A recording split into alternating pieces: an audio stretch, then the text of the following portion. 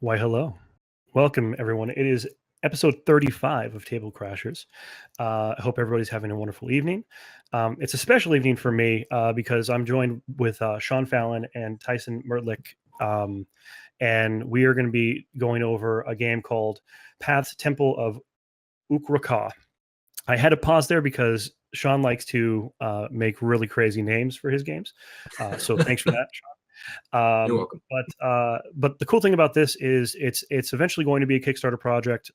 It's actively being developed by Tyson, and it's going based off of Sean's unique IP that he's generated, the Paths game system, and it's awesome. So I'm sort of, full disclaimer, I work with Sean on another game that is going to be coming out, Rift Shifters. So I have some eggs in this basket of success here, but at the same time, he's an awesome guy. We've really clicked with a lot of our conversations with lore and game design. So I hope you guys enjoy this episode as much as I know I'm going to. That's the best way to put this. So to start off, welcome Sean, welcome Tyson. Thank you. Thanks. So this is kind of exciting, this game.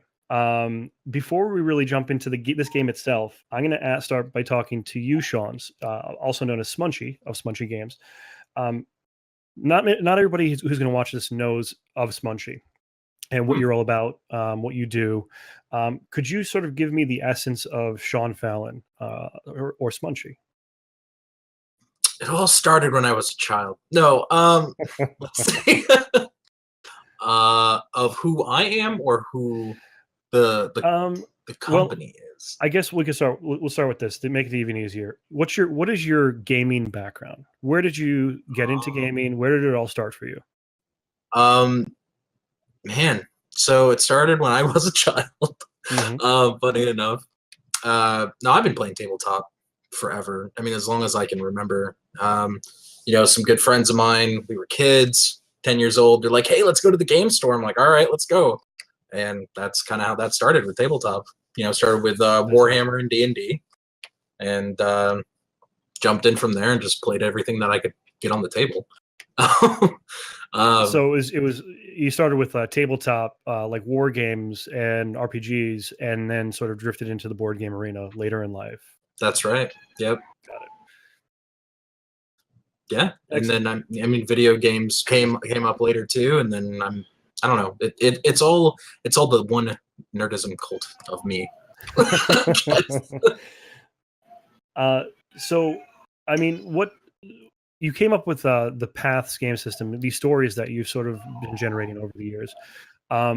How did that come about? Like, was it something that you just like woke up one morning, like recently, and said, okay, I have this idea about this game and I really need to get it on paper and get this out to the world? Or is it something you've sort of grown up with and it's been like festering and now you're like, get it out. I got to get it out. Yeah. It's funny because this is definitely not a wake up thing and me just start doing it. This has been, what year are we in? 2018. Holy smokes. So, right. We're going on 15 years of this being written and created, and all that fun stuff. I mean, this has started when I was, I'd say, early high school. I was just a kid, really. Right. And, I at the time it was just harmless fun, playing with my friends and really just creating something cool. But over time, it started to evolve and. I really, in all honesty, this IP wasn't going to be published at all. Okay. I was gonna lock it away and keep it away. So it was going to be like a hobby game that it was going to be for you and friends, that's and right. just for you guys to play. Yeah, and okay. I mean that's how it started. And then my wife, she goes, you really need to put this out there. I'm like, okay, I'll give it a shot and we'll see how it goes. And how recent was that? Like when did that come? When did that shift for you guys? We're 2018, so it started around 2013, 2014. Okay, so it's more recent. Like this, the idea generation has been there for a long time. It was your own little precious. You had it, you bundled it up, you were petting it, and it grew into this. It grew into something that and I guess here's the question: when did you decide to share this with your wife, like the storytelling and things like that? Was that early when you were dating, or did it just like were you like married already and you're like, okay, I'm gonna hide the precious, and then and then hey, guess what? I'm really weird, and this is what I want to share with you. Oh no, like that. So our first date was essentially 8 hours of Warhammer and Star Trek. Oh, okay. Well, there you go. There you go. And from there, though, not even a month later, I showed her the stuff, and she's like, "Man, this stuff's awesome." So, Yeah. I mean, needless to say, I have a lot of support from my wife, and in fact, she is a co-founder. So, Excellent. yeah, so she actually creates any of the beasts that you see or the creatures in the world. Right. Most of those are her creations. She's actually the one who did that. Okay. See, that's Yeah. new information that I just received from you, Smunch. There you go. So, and there's the creatures that you'll sort of encounter. You might not see it as much in Ukro'Kaah tonight, but you definitely see it within the writing of both Rift Shifters and of Paths, the RPG system, because there's like these hybrid turkey or these chicken antelope things and chicken cattle. The Shirva. Yeah, the Shirva. That's right. That was so fantastic. you definitely see some really cool story elements, and that's one thing that I personally enjoy about Sean's storytelling, and the ecosystem of lore that he sort of built is that. So a lot of times you get like generic stamped fantasy stuff, like, okay, here's an elf. This is what you're expected to look like. This is how they eat. This is how they breathe. This, oh, there's birds in the tree because there's nothing different about this universe than what we live in. But within Sean's systems, not only does he take the like the normal things with fantasy, he just turns it all on its head. And the animals are unique. It's not Earth, where a lot of times when you see fantasy systems. It's Earth, but medieval, and everything else is the same. Cattle, chicken, you don't really get rarefied animals and ecosystems. But in Sean's lore systems, you do get that. And here's the crazy thing, guys. Well, I'll take a step back here and say that Sean hasn't published anything at this point. He's been developing a lot of this stuff over the last, I'd say, 5 or 6 years. Seriously, right, Sean? Yeah, that's right. And he's really just the goal for him. And you know what? I'm not going to put words in your mouth. What is your goal? What do you want out of this aside dollar bills? Yeah, I mean, money's always great, but Right. realistically, when it comes to what this is, I'm not about doing these like one-off spin-off type of things. I'm very much a lore guy. I'm very much a storyteller. And the reason why it's taking even as long as it has to even get anything out the door is specifically because I'm looking in the long run. I'm looking literally 10 to 20 years down the road. Mm-hmm. Not saying that it's going to take that long to publish anything, because next year we're going to go to Kickstarter, but right. But in the long term, this is going to be an IP. You will see. So a lot of people will frame themselves as a tabletop games company. Correct. I actually frame Smunchy Games as an entertainment company. Okay. So that means books, that means RPGs, that means board games, that means war games, that means video games, that means comics, that means anything of revolving around that. Right. And it's because of the IP itself. So there's a lot of transmedia publication. And I feel like that kind of separates me from many of the other publishers. Now, tabletop is going to be my strong focus, kind of like Games Workshop or Wizards of the Coast. Mm-hmm. But at the end of the day, it's all about the story. It's all about the IP. Right. And it's something that it's interesting because you're not a theme factory. You see a lot of designers in the field and publication companies that, they look at the hotness and they're like, okay, great. Space is in right now.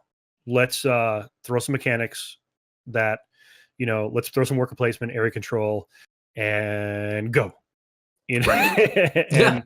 and it's funny because one of the pleasures of working with you, to be candid, is that I have a lot of freedom in my design, and when we have conversations outside of design, it's usually Sean saying to me, I usually ping him. He just lets me ride and do whatever I'm doing, but I'll ping him and I'll be like, Sean, tell me about, like, what is this planet that they're going to be fighting on? Tell me about the ecosystem. Tell me what's happening here. And then I could draw from the things he tells me, and design into that. So I'm a kind of person that usually takes a theme and then builds mechanics out of theme, and more specifically, not the overall arcing theme of something, more the little themes that happen within them. So maybe there's a creature that lives under the ice and pops up randomly. Whoa, wait, Yeah.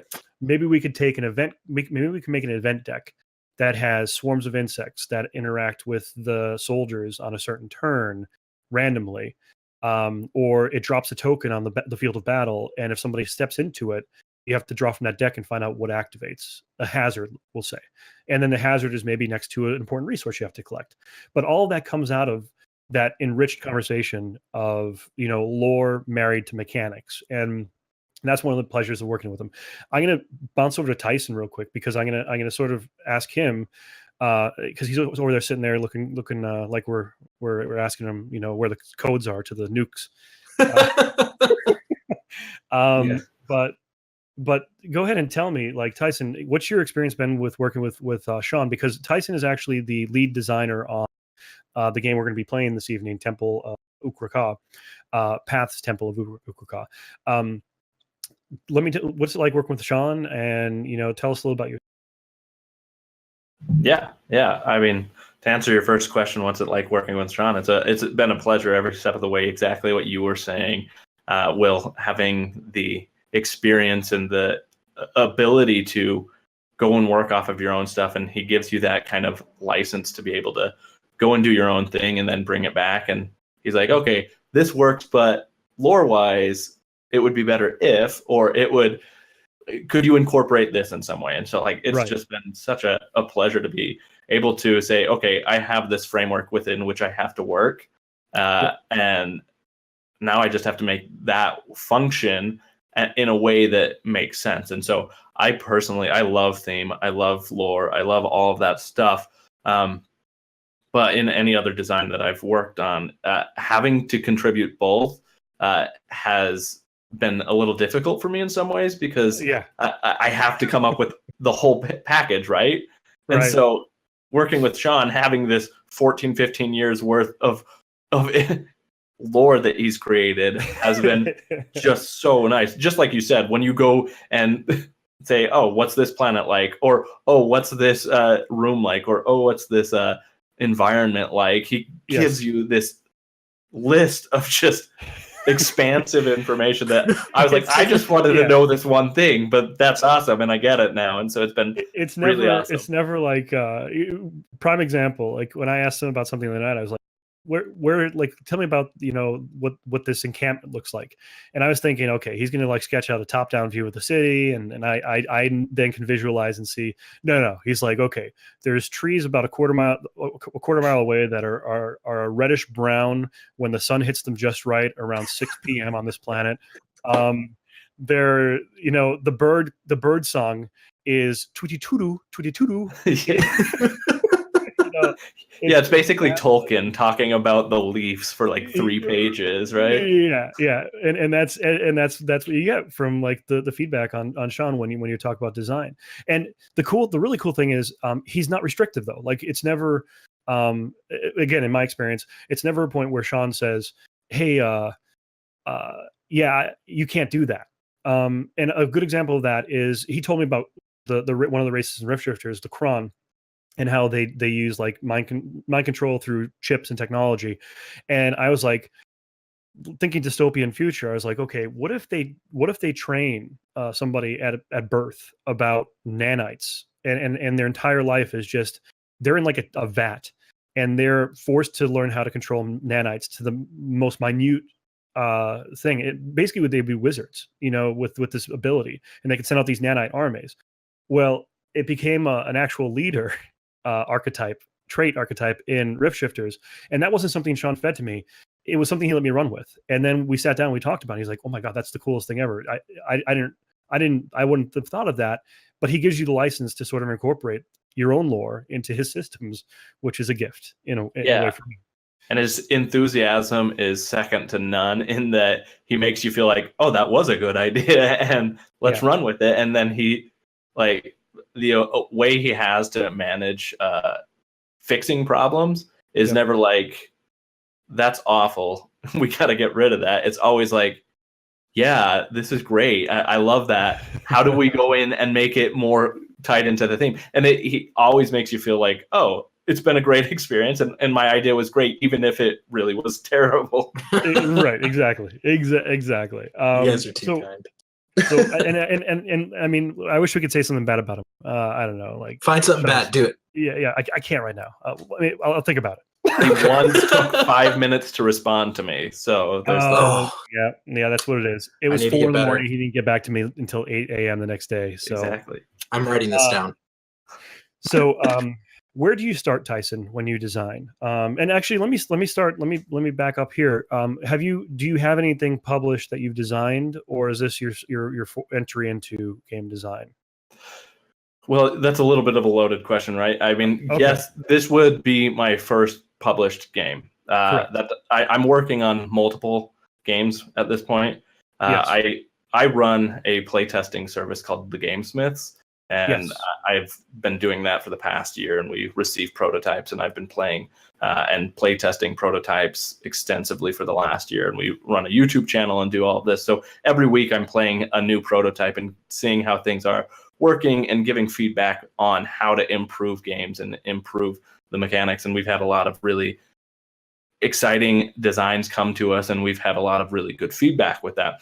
And the reason that started was because initially I started designing, and I have to say that my first design was abysmal, as is most designers, as is most people who foray into the world of game design. That first design should be awful, and mine was, but I kept feeling like I don't have anybody to play these games. Like, how can I get better? How can I make this experience better if I don't have somebody who is able to consistently give me quality feedback? Because, I mean, you can put a game in front of anybody and they can say, yeah, I liked it, or no, I didn't. And that may not be exactly the kind of feedback you're looking for. So I went into it thinking, how do we find play testers that are really good? And I decided instead I'd become that play tester. So I've been play testing and working with designs for a long time. And I've got a couple of other designs that I'm working on. One of them is going to Kickstarter at the start of February. And that's a game that I've helped develop with. And so I've been doing a lot of these different things over a period of time. And well, I mean, here's your opportunity to sort of talk about too. What game is that you pushed to Kickstarter? Yeah, so that's a game by Pangea Games, a small indie board game publisher. It's called Tasty Humans. It actually came through Pangea Games collaborating with the Gamesmiths. We did a 48-hour design competition. None of us were expecting to see anything that was very good come out of that, because literally the constraints of the competition were you have 48 hours to design a game, and we will announce the theme of the game when that comes live.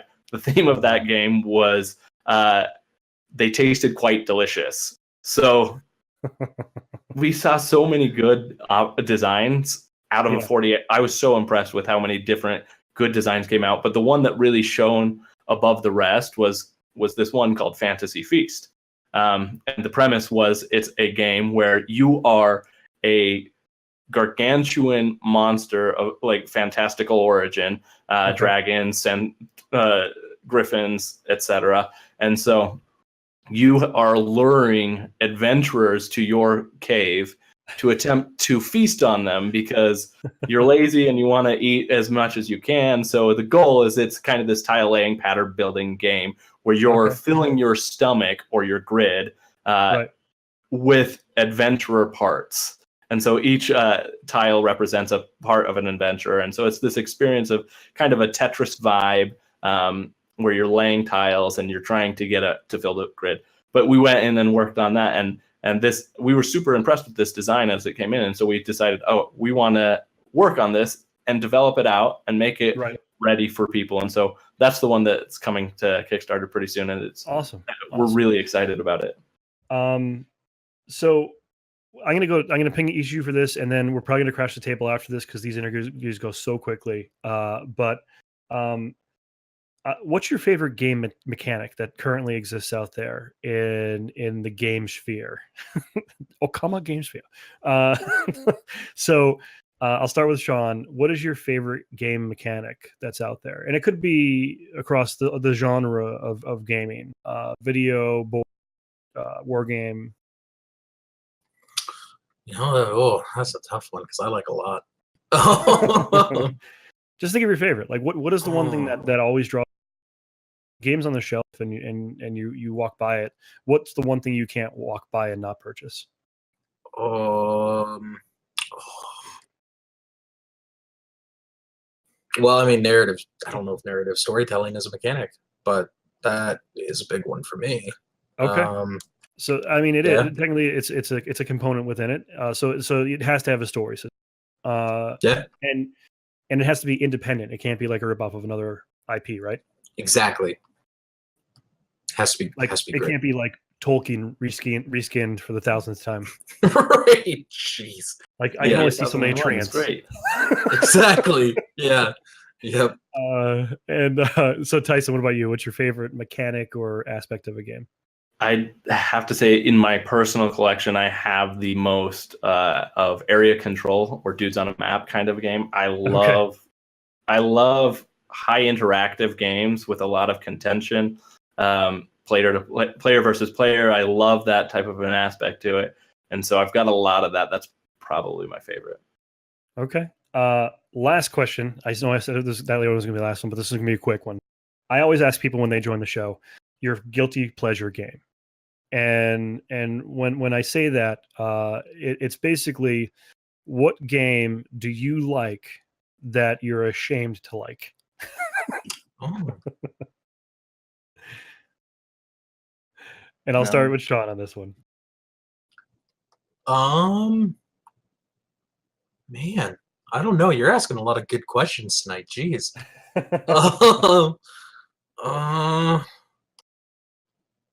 Okay. Here's one. I have it. Are you ready? It's actually one of my kids' games. I love their My Little Pony game. I love it so much. That's a good one. It is great because you get they get stuck in the friendship area, and you're like, okay, I gotta get you out. Oh no, the sun's going away, the clouds are coming. Oh god, I love it. It's a great game. That's perfect. That's a good one. Tyson, what about you?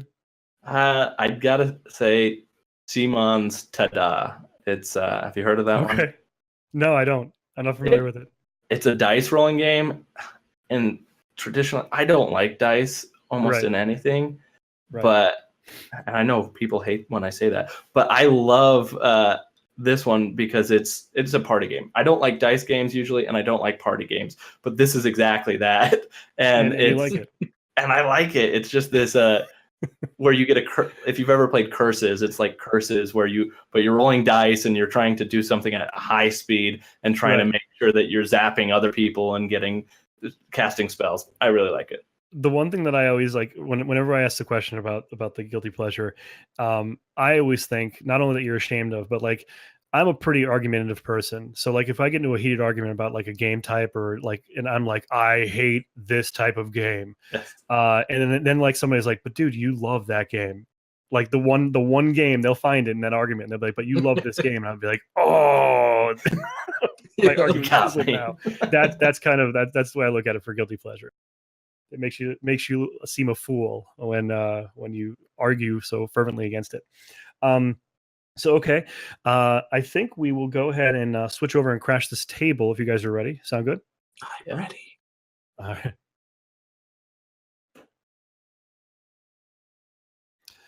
All right. So Tyson, I'd like you to sort of get us started here. Just do me a favor and use that tab key to ping what you're talking about, so I can make sure I get it on camera for everybody to see. Again, guys, this is still in development, so the pieces aren't going to be final art. The models actually are really similar to what the final art's going to be. But go ahead and Tyson, walk us through how to play this game. Yeah, so this is Path's Temple of Ukro'Kaah, and in it's a dungeon crawling game with some deck building mechanics. What you're going to see here is you see that you've got some characters and you've got some tiles laid out already on the table. We've already done part of the setup here. And what you're seeing is each of these tiles represents a room. In each of the rooms, you're trying to explore and find different things. There will be many different scenarios and different experiences that you can have here. In this scenario, this is called Release the Smunchy. And what the objective of this scenario is you're trying to go and clear all, or discover all 16 tiles. So you've got 2 out already. And you're going to be drawing from this tile deck and then placing them on the terrain area. And so as you're doing that, you're trying to explore the dungeon. This whole area out here in the map. Yeah, exactly. And this is hopefully sometimes it expands a little bit bigger. I'm playing with, I probably need to get this table a little bit bigger.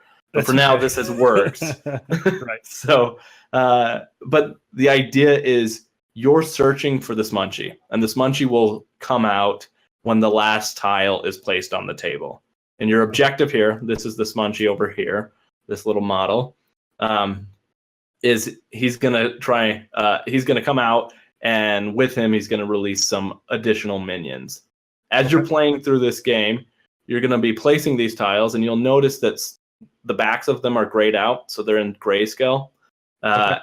When you flip over a tile, sometimes they can be blank, sometimes they can be blank, and sometimes they can have different things on them, like this one has 2 enemy types, and they're going to spawn and they have pips on them representing how many are going to spawn for the player count.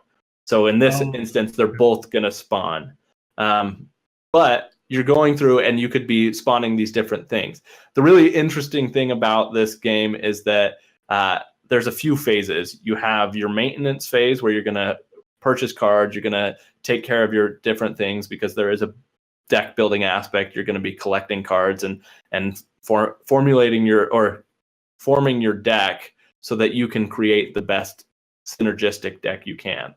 However, after the maintenance phase comes the action phase, and you'll see up at the top right of this table, we've got this clock, this timer. Each action phase, you will be hitting this timer, which will engage a countdown.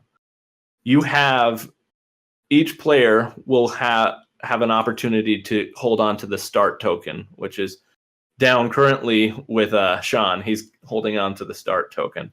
Right there. Which means that he will control the clock.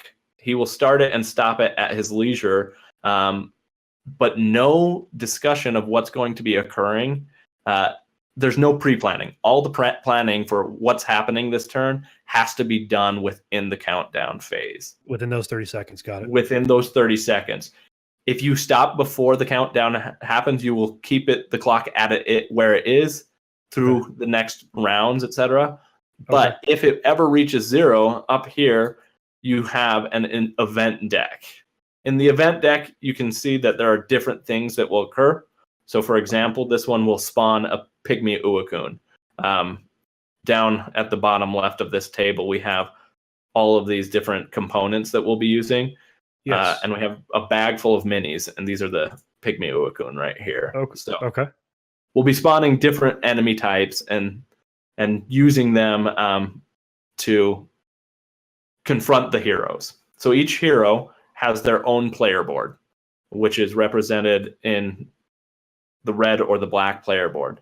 There are 2 types of classes that we'll be playing in this version. We have Nyalita, who is this dwarf, which is Will. You're going to be playing Nyalita. Yes, I'll be playing the dwarf. With the she's blade. Deceptively formidable. And she's going to be an attack heavy. She's a warrior, right? So she's attack heavy. She's going to be probably your tank E character, which is kind of you mentioned it earlier. Sean likes to play with breaking tropes, and he's got a giant dragon figure on the board, and you'd think the dragon figure would be the one that's going to be the tank, right? You would, yes. Well, the dragon is actually a priest, which is really, really cool if you look into the lore. I mean, Sean can explain that whole thing to you, but that dragon will go through this game and actually is kind of a support character. Okay. The great thing about the game is because of the deck building mechanic, you'll be able to create your character how you want.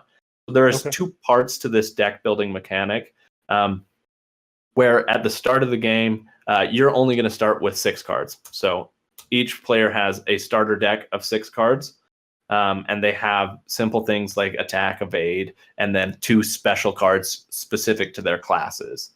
Okay. Those cards will be able to be built upon, and you can only, so like we'll take for example this light heal, which is one of the priest's cards. The light heal is going to be specific to the priest, so anybody who's playing a priest can purchase the priest cards.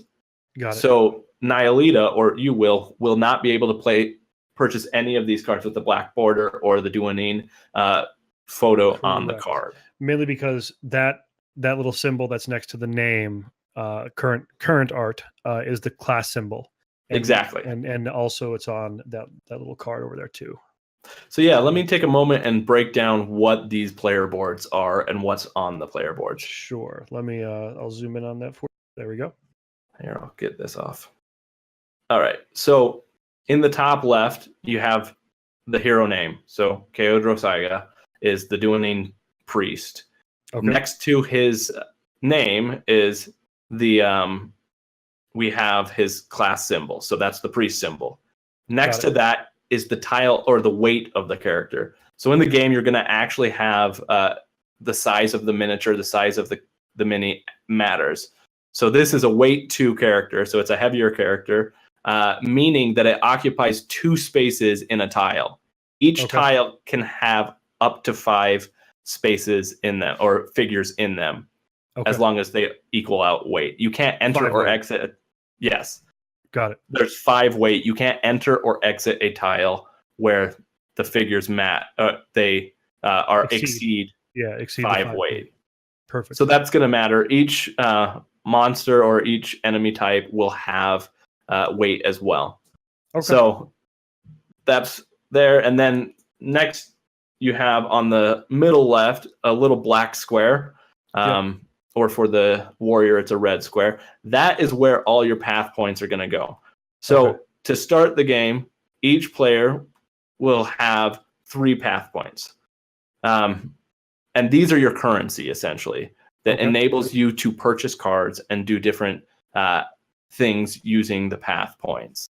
The path points will be accumulated as you slay monsters. So it's not whoever kills the monsters gets the loot. It's actually everybody in the dungeon gets a share of the bounty when you kill a monster or an enemy.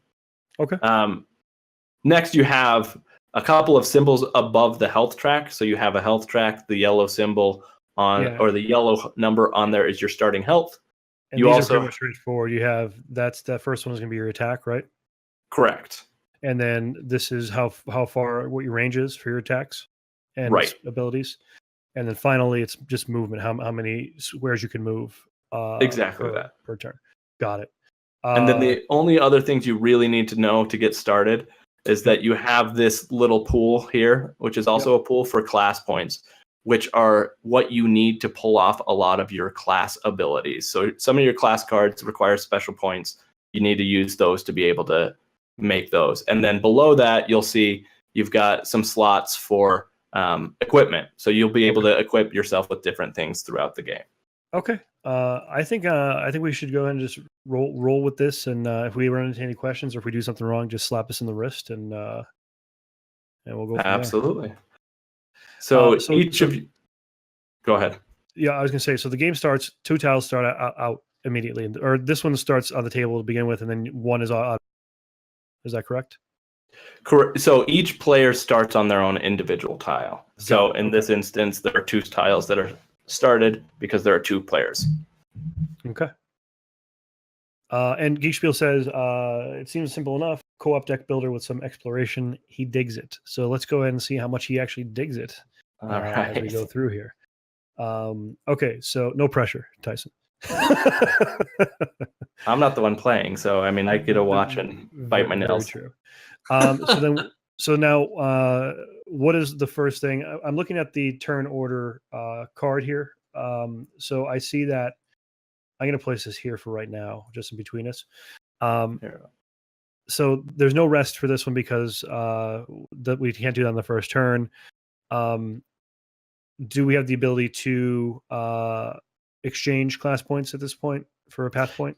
Yes. So these are almost all of them are optional. The only thing you have to do on the maintenance phase is chart an area, which charting an area means drawing a tile and placing it. So there is a self-created clock that will automatically count down. So you could just sit in the same tile effectively and wait for the Smunchy to come out, but it's not advisable. Right. Because you need to level your character with armor. If you just wait for it to happen, you're going to be underpowered when the Smunchy shows up. Right. Okay, so all these ones up to the last one are optional. So I'm looking at my. I'll go ahead and just look at it real quick. I can't rest first turn. Exchanging class points for a path point.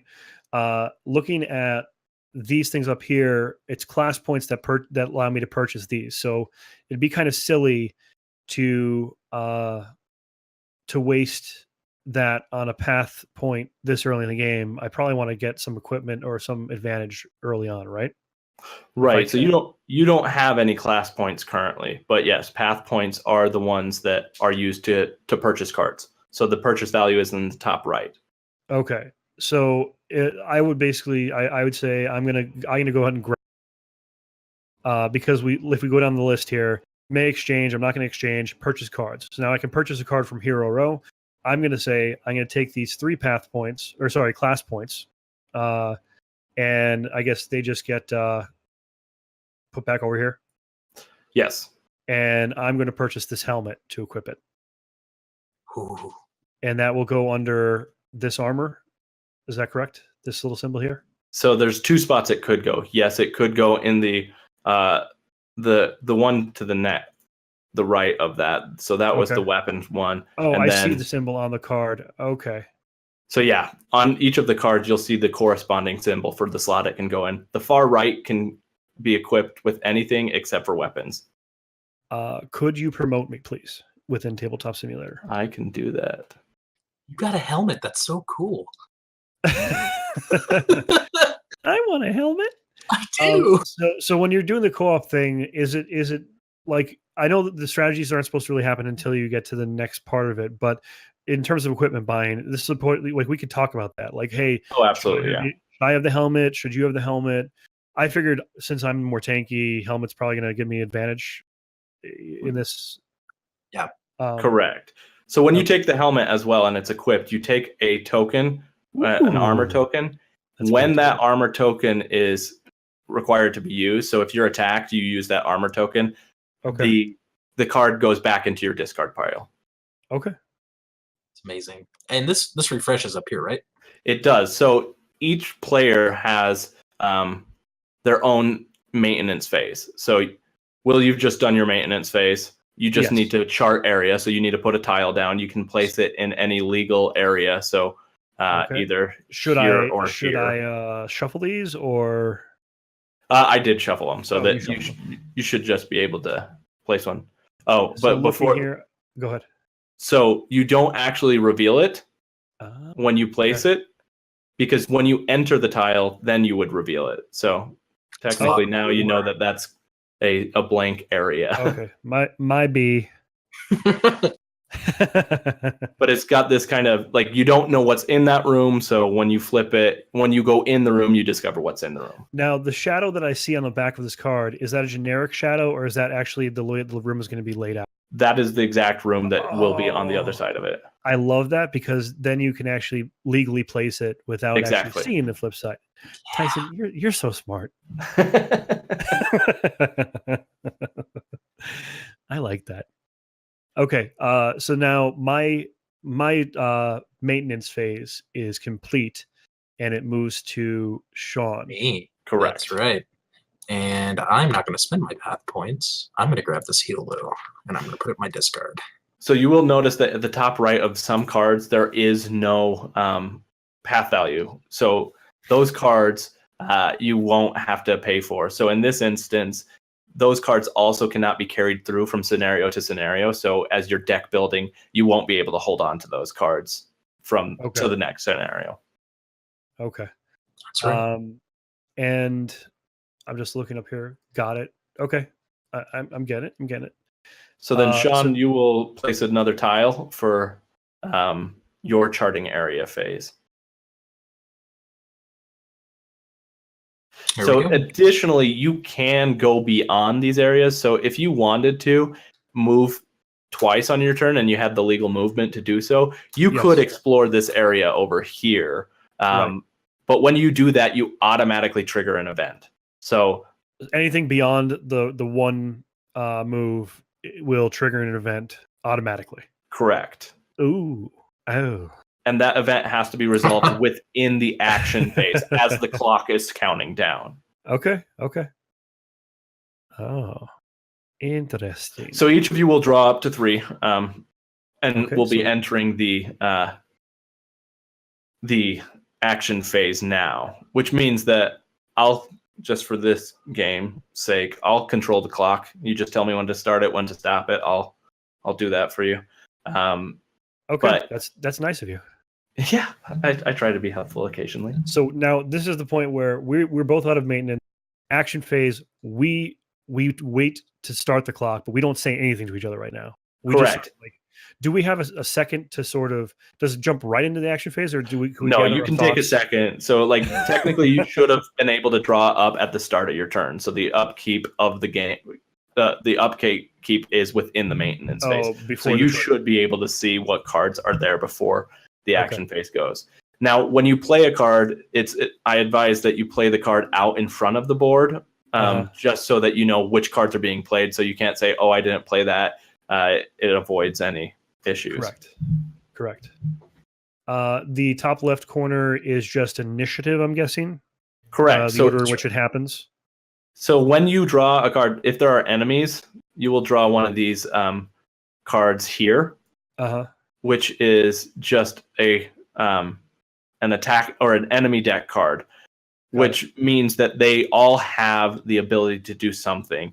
Each of these cards have the same 4 things. So they have attack, defend, heal, or special 1 or 2. So they'll do those. And these cards over on the left side of the table are what individual enemies will be doing. So you'll reference those whenever those are drawn. And a heal for one enemy is not the same as a heal for another. Okay.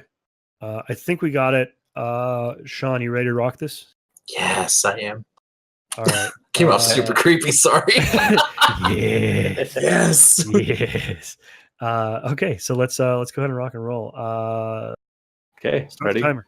Go. Start the timer now.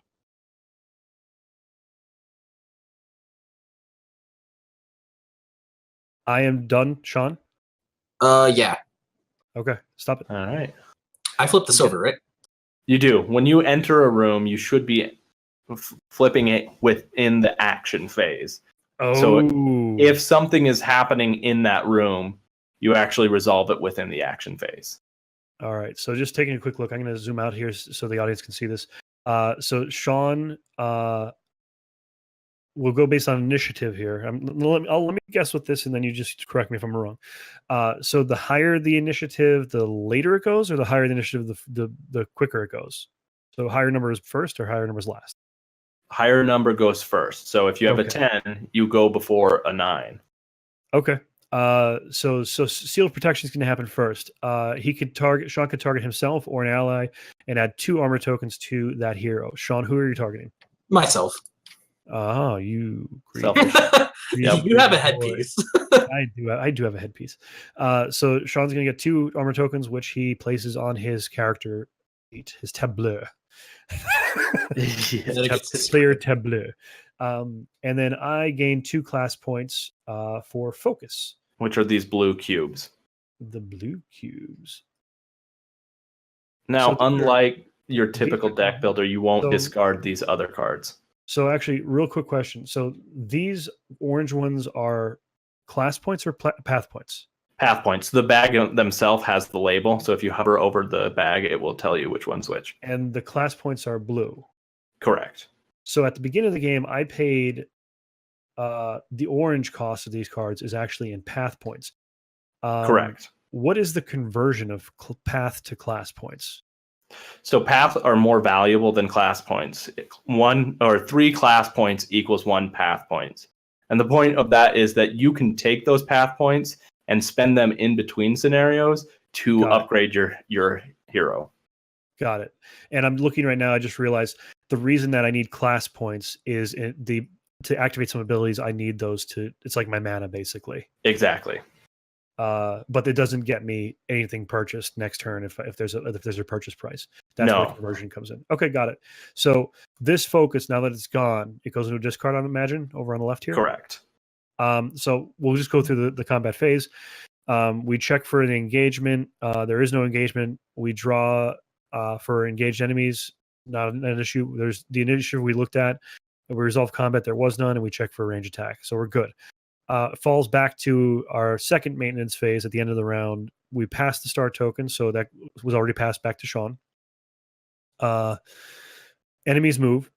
No enemies have spawned yet. And then we display cards from the hero row. Discard. Oh, so all of the cards that are available in the draft up here get discarded. Correct. But you do have a chance to reserve one. So if you have class or path points, you have to use at least 2 path points to reserve a card.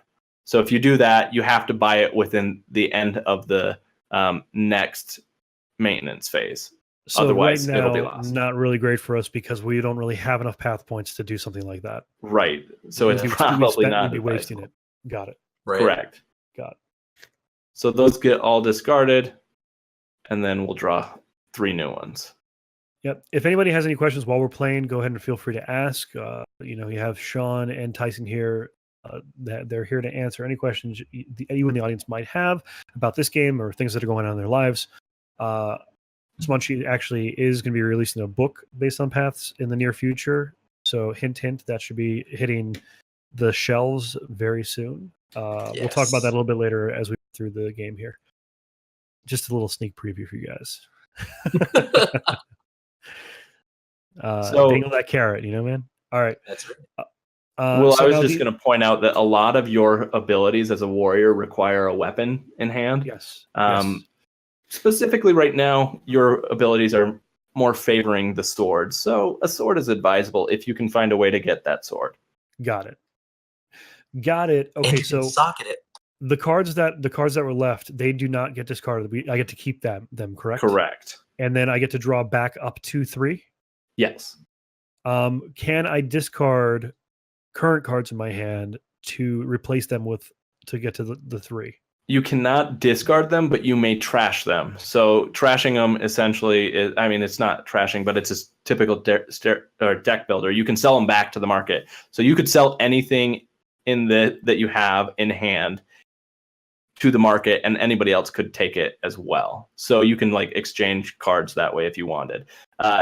So, it's half of the value rounded up, and if there's 0, they actually do sell for 1. So you can get class point or path points by selling blank cards. Really? Now, cool. if I do that, if I sell these cards now, do I get 3 cards to replace them? You do draw 3 cards, but now you've got 4 cards in your deck? Yeah, but hey, I mean, no, you got 5 because you've got a helmet and these are worth path points. Each of these ones are worth 1 point, so you could sell that to the market. Talk about risk reward here, because wow. Okay, now that actually. For distribution's sake, there is 1 heal, 1 focus, 1 punch, 1 evade, and then 2 of your class cards. Yeah, I mean, I can't do it now because it's not min-maxing it is not worth it at this point, but that's still something to think about in future turns. Okay, so I don't have enough to exchange. I'm not going to rest because I'm fine. I swear I'm fine, guys. Sean, you're okay with me taking my turn first here, right? Is there really a turn order? Oh no, he's the That's first player. whoever has the start token. So you do it. You do it, Sean. Okay. You do what you're going to do. All right. You should probably. Can he draw up though? Yeah, you can draw up. You can draw up. Yeah. Drawing up. It's a slash. Now I should mention that strategic placement, because I see, Will, that you're about to draw another wall-less room on your turn. If you place it next to this other wall-less room, that expands that tile capacity to 10. Yeah, so it becomes one large room. Now, and strategically, you don't want a large room because you want to keep the weight limit down, so like people spawning in, or it might cut off a trigger point for a spawn because there's enough weight in that room already. So, exactly. I like that. I like it, Tyson. I'm not gonna buy anything, so it's all on you. You would push it over to my side of the table. So I need a sword. Do I need a sword for that? Crippling blow. In the bottom right of the picture, it would have a sword icon. This one does not. You do not. You just need class points. Here, I'm going to search the deck and show you what the symbol looks like. Sure. I think what I'll do is I will not purchase anything either. Although, so if you look at this card that I put in front of you, that one has a little, in the bottom right of the picture, has a sword icon. That's funny. Okay. Meaning that here's, I'm all about like pushing limits and strats, like early game exploring. I'm gonna explore something real quick. I'm gonna actually sell my heal back to the market. Okay. Because I have support. I have a healer with me because I want to get more aggro. So I'm gonna take that path point and I'm gonna build into more aggro. Now does this goes into my discard. Okay. But I'm basically culling my deck, culling the heals out because I have support for heals. If he's doing his job. And I'm becoming more of a not necessarily a glass cannon because that would be more of a mage or a caster. Just more of a damage producing character. And that's my thought process behind this anyway. Yeah. Well, and you'll notice though that this punch is better than your actual punch. It is because initiative's faster. It's a faster punch. 1 inch. That's a 1 inch punch. There you go. Bruce Lee, the Nihilita warrior. I see her screaming right now. Ah! She's like, Ukro'Kaah, don't touch my armor. And then punch.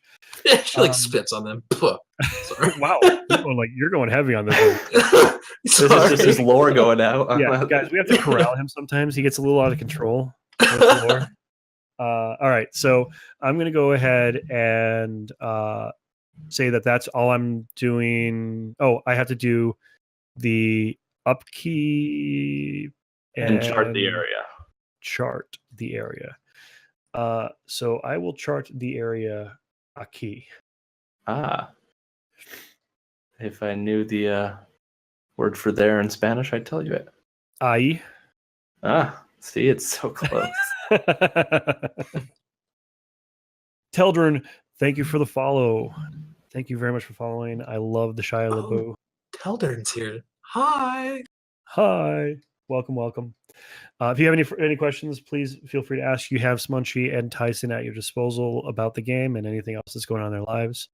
Favorite ice cream? I don't know.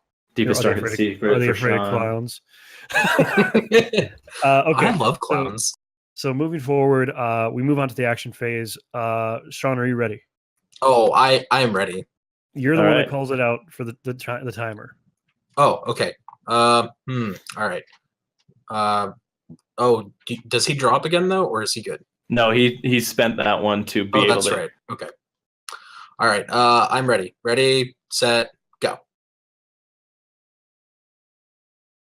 Oh. And I'm doing that. Okay, I'm good. What about you, Will? Yes. Okay. You had 7 seconds to spare. So now this is the first time you see a room where there is anything that's going to happen. All of these will spawn because they spawn for 2 players or less. And you're going to get 2 pygmies. Sean, will you do the coloring? Oh yeah. Let me see here. Oh, you might not have permission to. Promote Oh, him. I don't. Promote the man. Give me a second. But we got blue. We're gonna have Mr. Green. So, with the Tabletop Simulator version, it can't do what we're wanting to do with how we want to track the enemies. Okay. So for now, what we're gonna do is we're gonna color them. So we color them the color corresponding on that enemy tracker at the top left of the board. And actually, Sean, will you put the red one to 7? I believe is. Oh yeah, hulking. Okay. So as they enter, this is basically their HP levels that we're seeing here on the tracker. Right.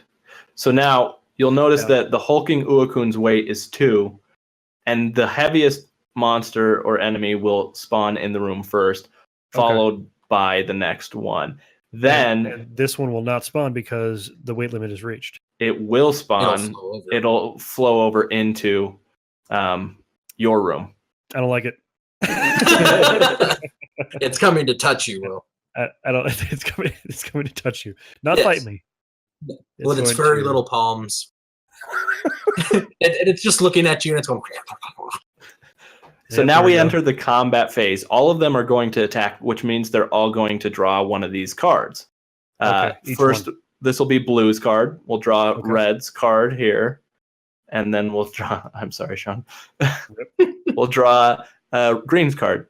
So then what you'll do with these is the top left of the card shows the initiative of what's going on, followed by what they're doing. You'll have to reference the player cards. So when a pygmy Uakun heals, they actually, instead of healing, they attack for their base attack value of 1, but it's not a ranged attack. So they have to be in the same Let me room. actually go over here. I want to show the audience what's going on here. So the pygmy Uakun, when a heal card comes up, the pygmy Uakun, they don't heal. They're going to attack for their base attack value, which is 1, which you just said. But they're going to target the first player token. So first, the way targeting works is it will enemies will always target the nearest enemy. Oh, he said me. So it's gonna, well, yes, that one, both of them are gonna attack each of you with the heals. Okay. But then if there is multiple people in the room, they will then target the person with the starting token. Okay. So the start token actually helps. You can figure out who's going for who, depending on who has that. Right, but it's going to go initiative first. So this one is 9 initiative, and he's going to swing at me before anything else happens. So he swings at me. My little helmet takes over and blocks it. Correct. And then this card goes bye-bye. Correct. And I cry a little bit. But it goes back into your discard pile, so it'll come back eventually. Oh, yeah, it shuffles in. Yeah. Equipment shuffles in. Got it. So that's the first initiative. Second initiative is 5, which is the red attacking. Which is awful. Oh, my condolences to myself. Yeah, so that is the red one, which is a hulking Uakun. Is that correct? Oh, yeah. Correct. And when it attacks, it is going to attack for 4 damage. Oh, yeah, it's going to hit me. So it takes off 2 of my armor here, which is why I self-protected my thing. Okay, so it takes 2. Excuse me. It takes 2 off of your armor, and it does 2 damage to your personage. Right. And actually, so I'll set what just happened here. He popped up, beat his chest, hit the ground, and then looked at me, snarled, shook his mask, and punched me in the face. And let's look at that model. Actually, the crazy thing, we just said, like, are you scared of clowns? That like face on that Uakun is very clown-like, and I do fear it. It's terrifying. I do fear that clown face. I'm gonna do a little magnification for you guys. The home viewing audience. We're gonna take a quick look at that. Yeah, Teldarn's right. I'm about to get wrecked here soon. So creepy, massively armed hulking Uakun just hit Smunchy for 4 damage. Now, the one thing that I will mention real quick, because I did notice this, Tyson, there is a yellow marker that shows your starting health on each of these cards. Correct. And each one is different. I know that we talked about this earlier. You can, in between scenarios, because there are going to be multiple scenarios in this game, you can use path points to level your characters, and in leveling them, you can actually pay a path point or whatever the conversion is. I'm not sure at this point, but you could pay X number of path points to raise your health level for future campaigns. Yeah. Also, I believe you can all your base stats, like your base attack, Mhm. your base movement, and your base range, could all be adjusted with path points as well.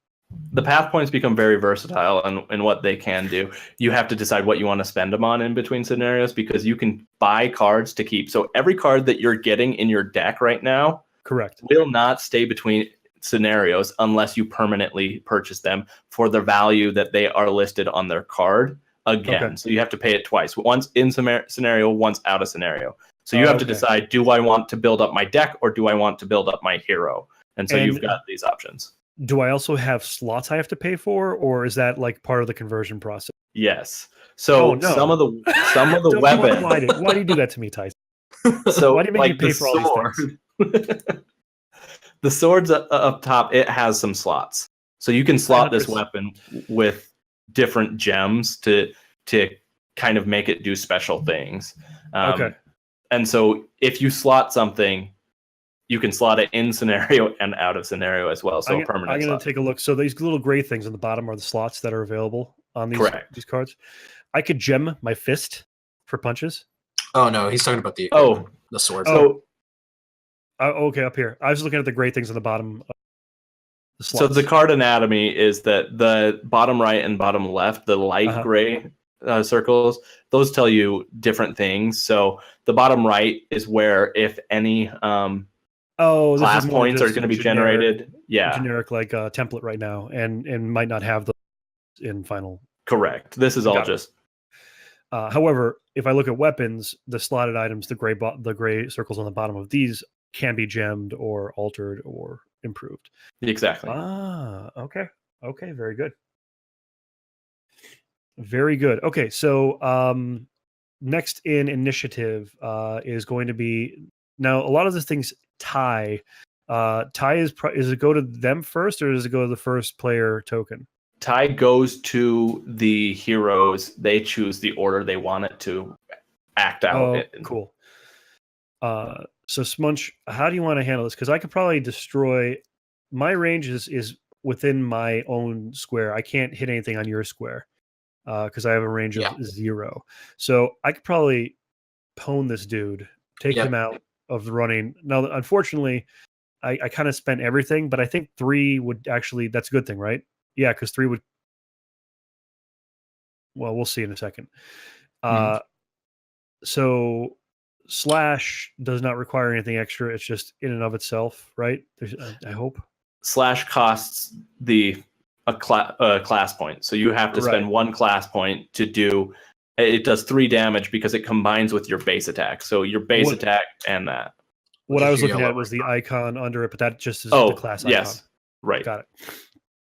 Sorry, I'm stuffed up, guys, and I just got this cold. And anyway, so I am going to obviously use both of these attacks on the pygmy that's in my space.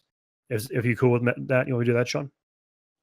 Yeah, because so ideally we should kill the small ones first.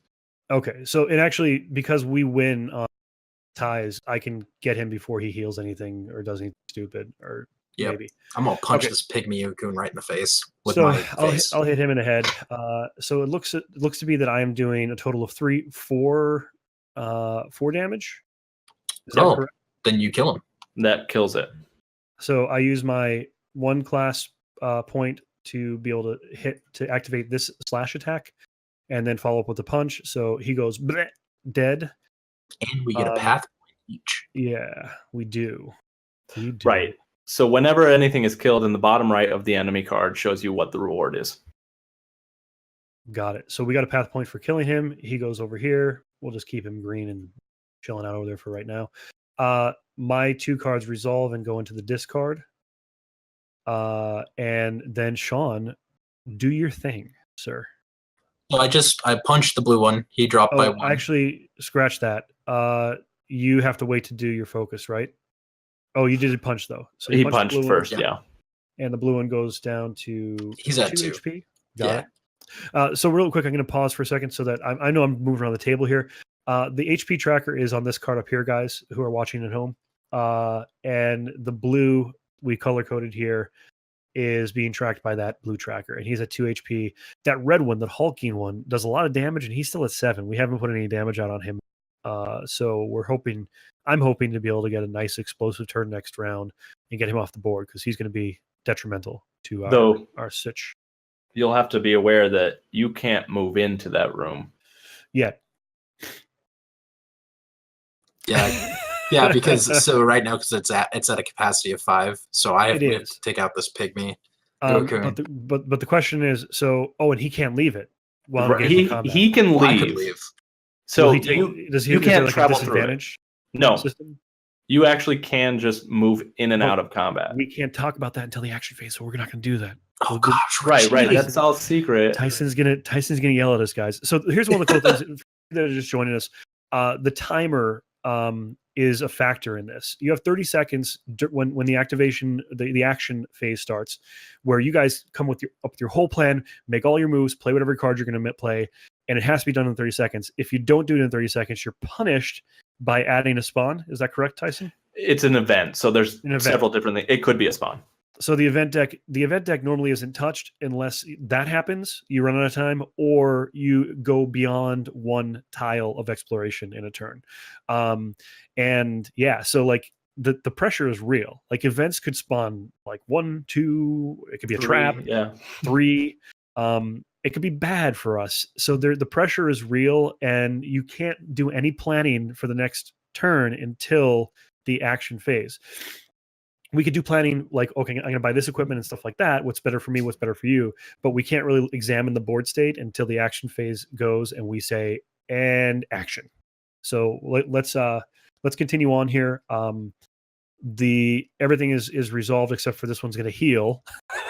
And the pygmy heal is not a heal. It's an attack for 1, and it will target Sean. Did it already hit him or no? Sean, I don't think you got hit for that one yet. Oh, no, I didn't. No! Oh, God! So, in one turn, Sean is already down from 6 HP to 3. So he's technically 8 because he had armor. Oh, he had armor. So he technically had 8. So that almost took him out of this turn. We have to figure out a way to save Sean, the Smunchy. Not the Smunchy. Smunchy. Don't say the Smunchy. For anybody who just joined us, you guys are free to ask questions in chat. Looking over there, game or Sean, aka Smunchy, or Tyson, and what's going on in their lives and what they do. Okay, so that is the end of this round. We end up doing the last round of the round maintenance here, which is past the star token, so it's going to go back to me. Yep. We're going to pay 1 path point or 2 class points to prevent a card from being discarded. So, I'm sorry, enemies move. So enemies at this point are not going to move because they like the juicy dragon they're fighting, right? Correct. They're engaged, so they won't move. Yes. I'm tasty. Tasty dragon.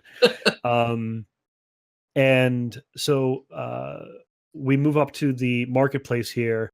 There are 1, 2, 3, 4 cards available in the market. We could pay 2 class points. These are the little blue guys over here. They're path points for those. It's actually the orange one. Oh, well, you could pay 1 path point or 2 class points to prevent it. Correct. Yeah, you're right. So, so I could pay either 1 path point to keep this in for another round, or I could pay 2 class points. I don't have 2 class points, and path points are super, super valuable at this point in the game. So spending 1 path point to just reserve a card, which I'm not going to be able to afford next turn because...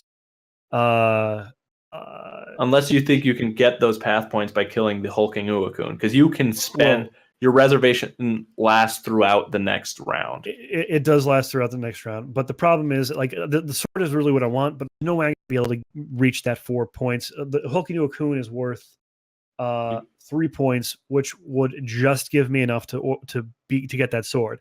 So here's where we can pause for strat. in my mind before we decide to wipe this. Because even though I'm not going to talk about the actions I'm going to be taking next round, I could say, hold on, Sean, let me think about this because I want that sword and I need to figure out if I can get it by next turn. So the other thing I could potentially do, if I really, really, really want the sword, I'm going to draw 3 cards, and each card I'll be able to sell for a minimum of 1 path point back. It will cull my deck, but it might be worth it to have that sword in my possession. It would make next turn a null turn for me, and with the Hulking Ukro'Kaah on the table, that's not a good thing for it. Really what we're looking for is if I could kill that Hulking Ukro'Kaah, and here's, again, Tyson, here's the tough thing. I don't know that because I can't draw my cards for next round until the beginning maintenance phase of next round. So I can hope that I get enough damage to put out on the Hulking Ukro'Kaah next turn. And I can hope that in the time that I get to talk to Sean in the planning phase, I tell him, get off that tile so I can get on it and fight the Hulking Ukro'Kaah. But none of that stuff is set in stone, and there's a lot of ifs in that scenario. So I think I'm going to play it safe at this point, and I'm not going to pay my 1 path point to reserve that because it in my opinion, is dumb at this point. So, Sean, are you going to pay anything to reserve any of these cards in the draft? Nope. Okay. So all of the cards, all 4 of these cards are going to be collected up and placed into the discard, and we are now going to put out 3 new cards, and they're going to be available to purchase this round and the new maintenance phase. So anatomy of a round, guys. Maintenance phase 1 is pre-combat. Maintenance phase 2 next phase is action, where we figure out what we're going to do. Then all that culminates in the combat phase. And then there is a second maintenance phase where we clean up everything we did after combat and see if anybody died and if we lost the game. Dude, we have 7 seconds left on that timer. Now, here's the other thing, too. So this is a new rule, Tyson. It used to be that you could reset the timer between these phases, but now we have 7 seconds left. So we're going to have to just fly through this, or we just accept our fate and take the time to plan, let it hit 0, and then take the event. We'll see what our 3 cards look like, and then we'll figure out what kind of mind space we're in. Okay. So we start the round with I am first this round. Is that correct? That's right. So I'm not going to rest this turn. I am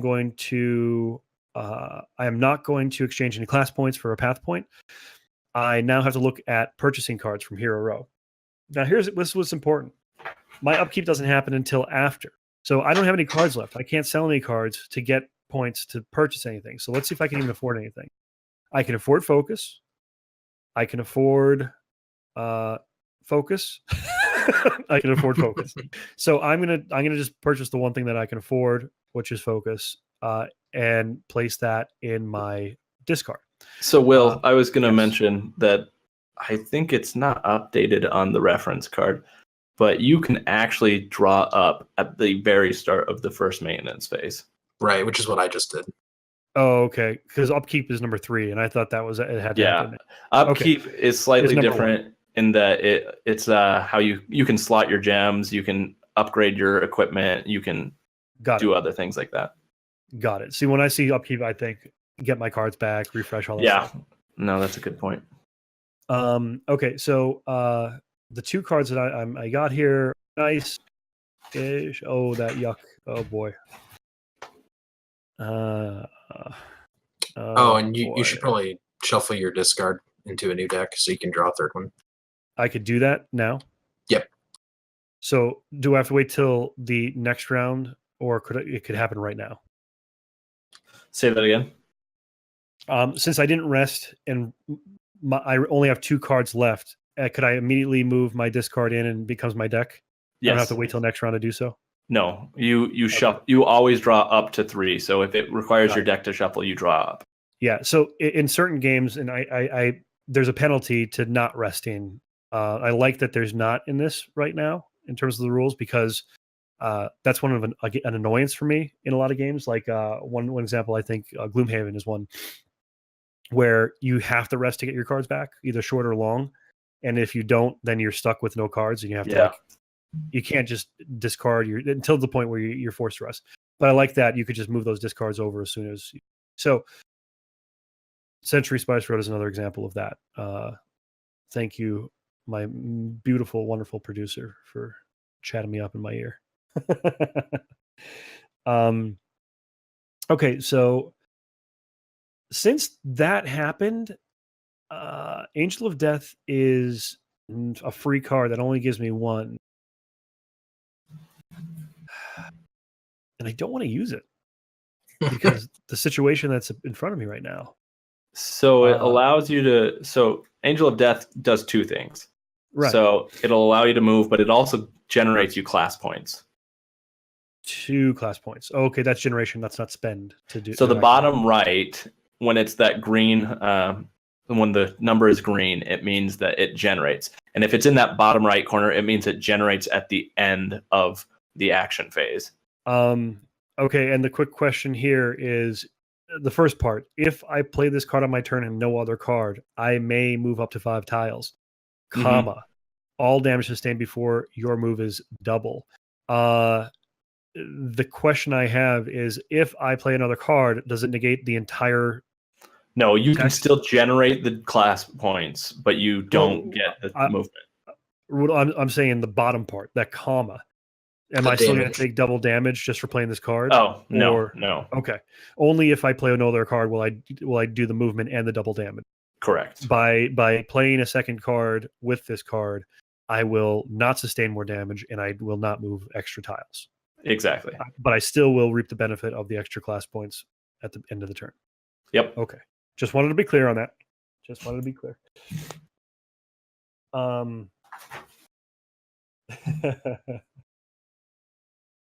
So let's go ahead and are you ready to do this, Sean? Are you ready for this round, this action? It's gonna be nuts. It's 7 seconds, so when we get into it, we'll have this conversation. But go ahead and hit the timer. Okay, go. All right, Sean. Oh wait, we skipped the thing. We skipped it. What thing? What thing? Stop. We didn't place our tile. Oh, you did not. Yes. Oh, we didn't. Put 7 seconds back on the clock. I will put 7 seconds back on the clock. There was nothing else I could buy, right? I could have bought another punch, but okay. So I have to place a tile as well, right? Mm-hmm. And I like that. I'm not digging the double Gigantor room situation here. I'm gonna go ahead and lift all these, if you don't mind. Because I'll put it over here ish. I'm gonna place mine a key. Aye. Delicious. Yeah. Okay, so we did that. Now we have 7 seconds to go ish. Go ahead and just start the timer. Okay, I've got it at 7. I got 7 ready. Go. Yeah, go ahead. All right. Just take your time. Take your time.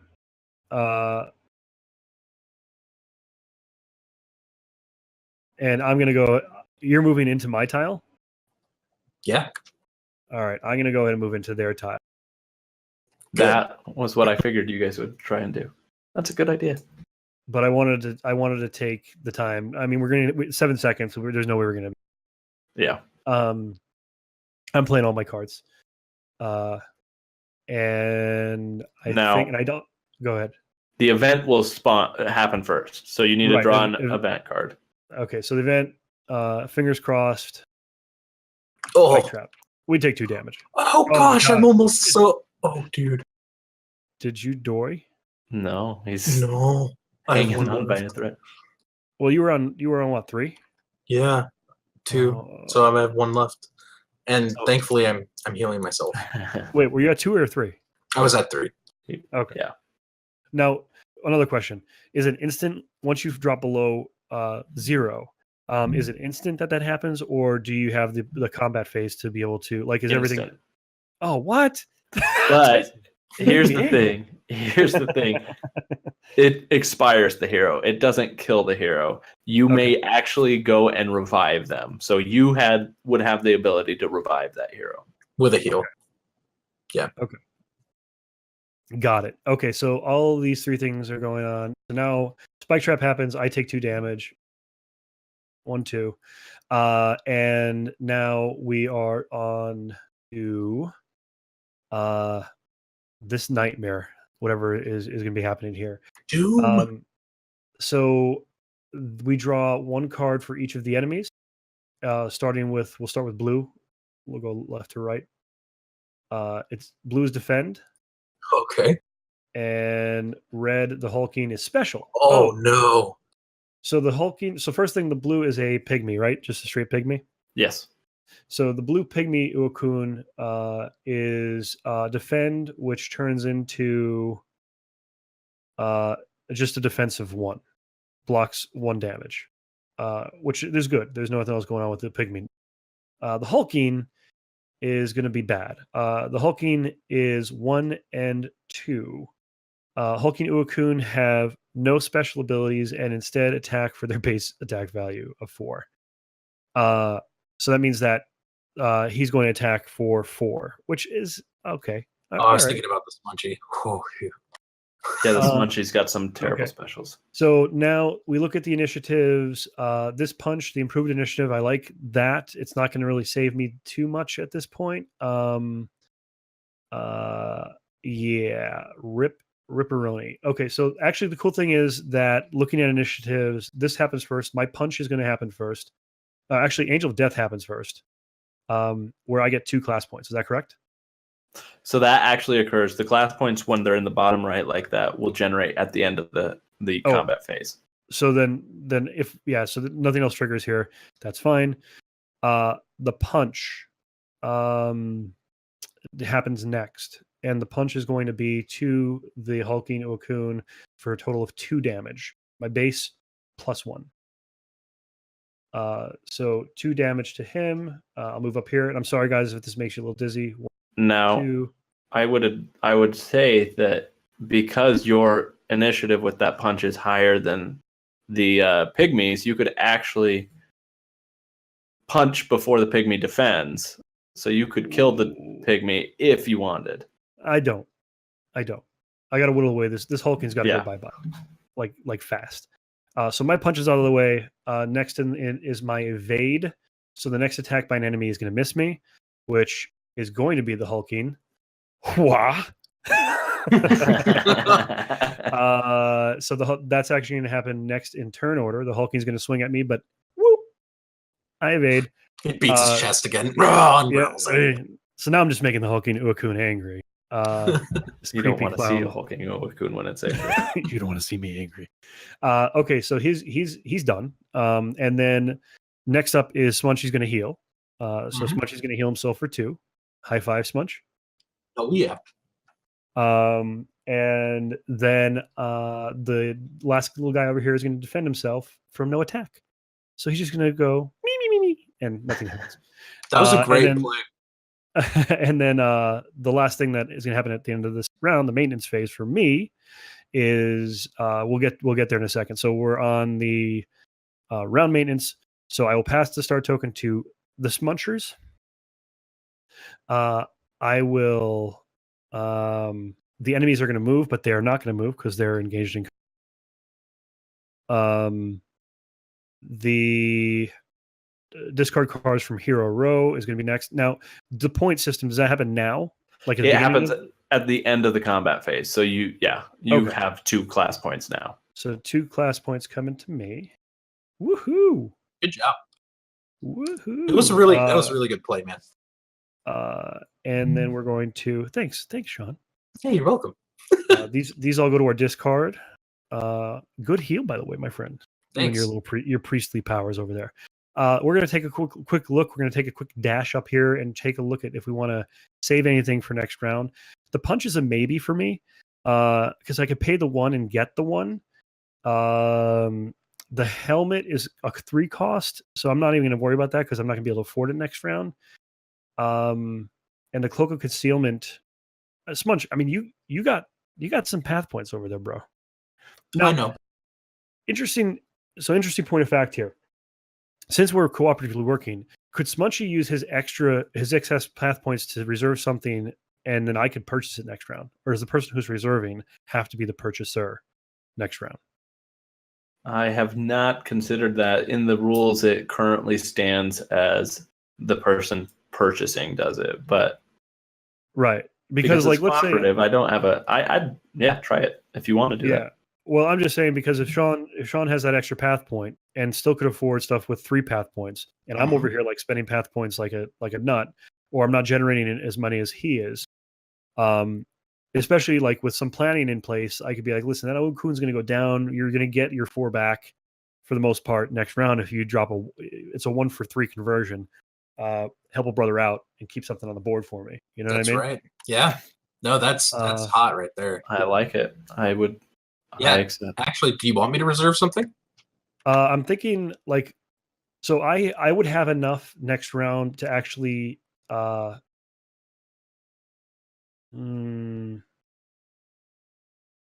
just for the punch. So I have enough for the punch. What do you think? Should I add another punch to my arsenal? I totally would. Yes. All right. So reserve Especially that punch. a 6 initiative one. Yeah, reserve that punch then, and let's do that. Okay. So Sean reserves that. These 2 get wiped, and we draw 3 or 2, just up to 3, right? Yes, up to 3. So we draw 2. Oh, and Sean's bless is on the table now. Yeah, but I want the night powder. And the night powder. So night powder, add or subtract 2 initiative from 1 card's. Ooh. Very cool. Okay. So we move into the next maintenance phase, and Sean has the first player token, the start token over here. So Sean is going to be the one to initiate the first maintenance. I'm going to draw back up to 3 cards, just like he did. Ooh, my helmet's back. My helmet's back. When do I equip? That's during upkeep. I know now. Yes. Okay. So I can't because I reserved that, so I'm not going to actually buy anything. But I'm actually okay with that. So, okay. But I do need to place a tile. Sean is not going to buy anything. He's going to place his tile. I'm going to bring up this card so you guys can see back at home what's happening here. And we are going to. So I'm not going to rest. I'm good. I can exchange 3 class points for 1 path point, which would give me 2. I don't need to do that at this point. I'm just going to buy that the punch for 1. So I expend my path point to purchase. You know what? I'm going out of turn order here. First thing. No, I'm not. Purchasing happens before upkeep. Mm-hmm. So I purchased this punch and I put it in my discard, which becomes a part of my deck now. And I then that's the one do I my wanted. upkeep, which I get to equip my helmet over here. So I'll lock that down and I'll put a little shieldy shield. So we'll yes. So we had to draw up this card for some. We have to do that, right, Tyson? Because he bought and then we had to buy it. So this ring is the one I wanted. That is the piece of equipment I wanted. Read that. Anytime you gain path points from a slain enemy, gain 1 extra. That's ridiculous. Yeah. Especially, I'd imagine there's like a gem that actually even more OP. Yeah. So, and here's a very interesting point for those that are watching at home. Here, we'll pause just for a second because once he made the decision not, and it passed to me, and then I made a purchase. He can't go back and say, "Oh, I want that card." So that's one of the things that's at play here too, strategy wise, because there isn't a cyclical buy round in your first maintenance. Whoever goes first picks first, then a card comes out.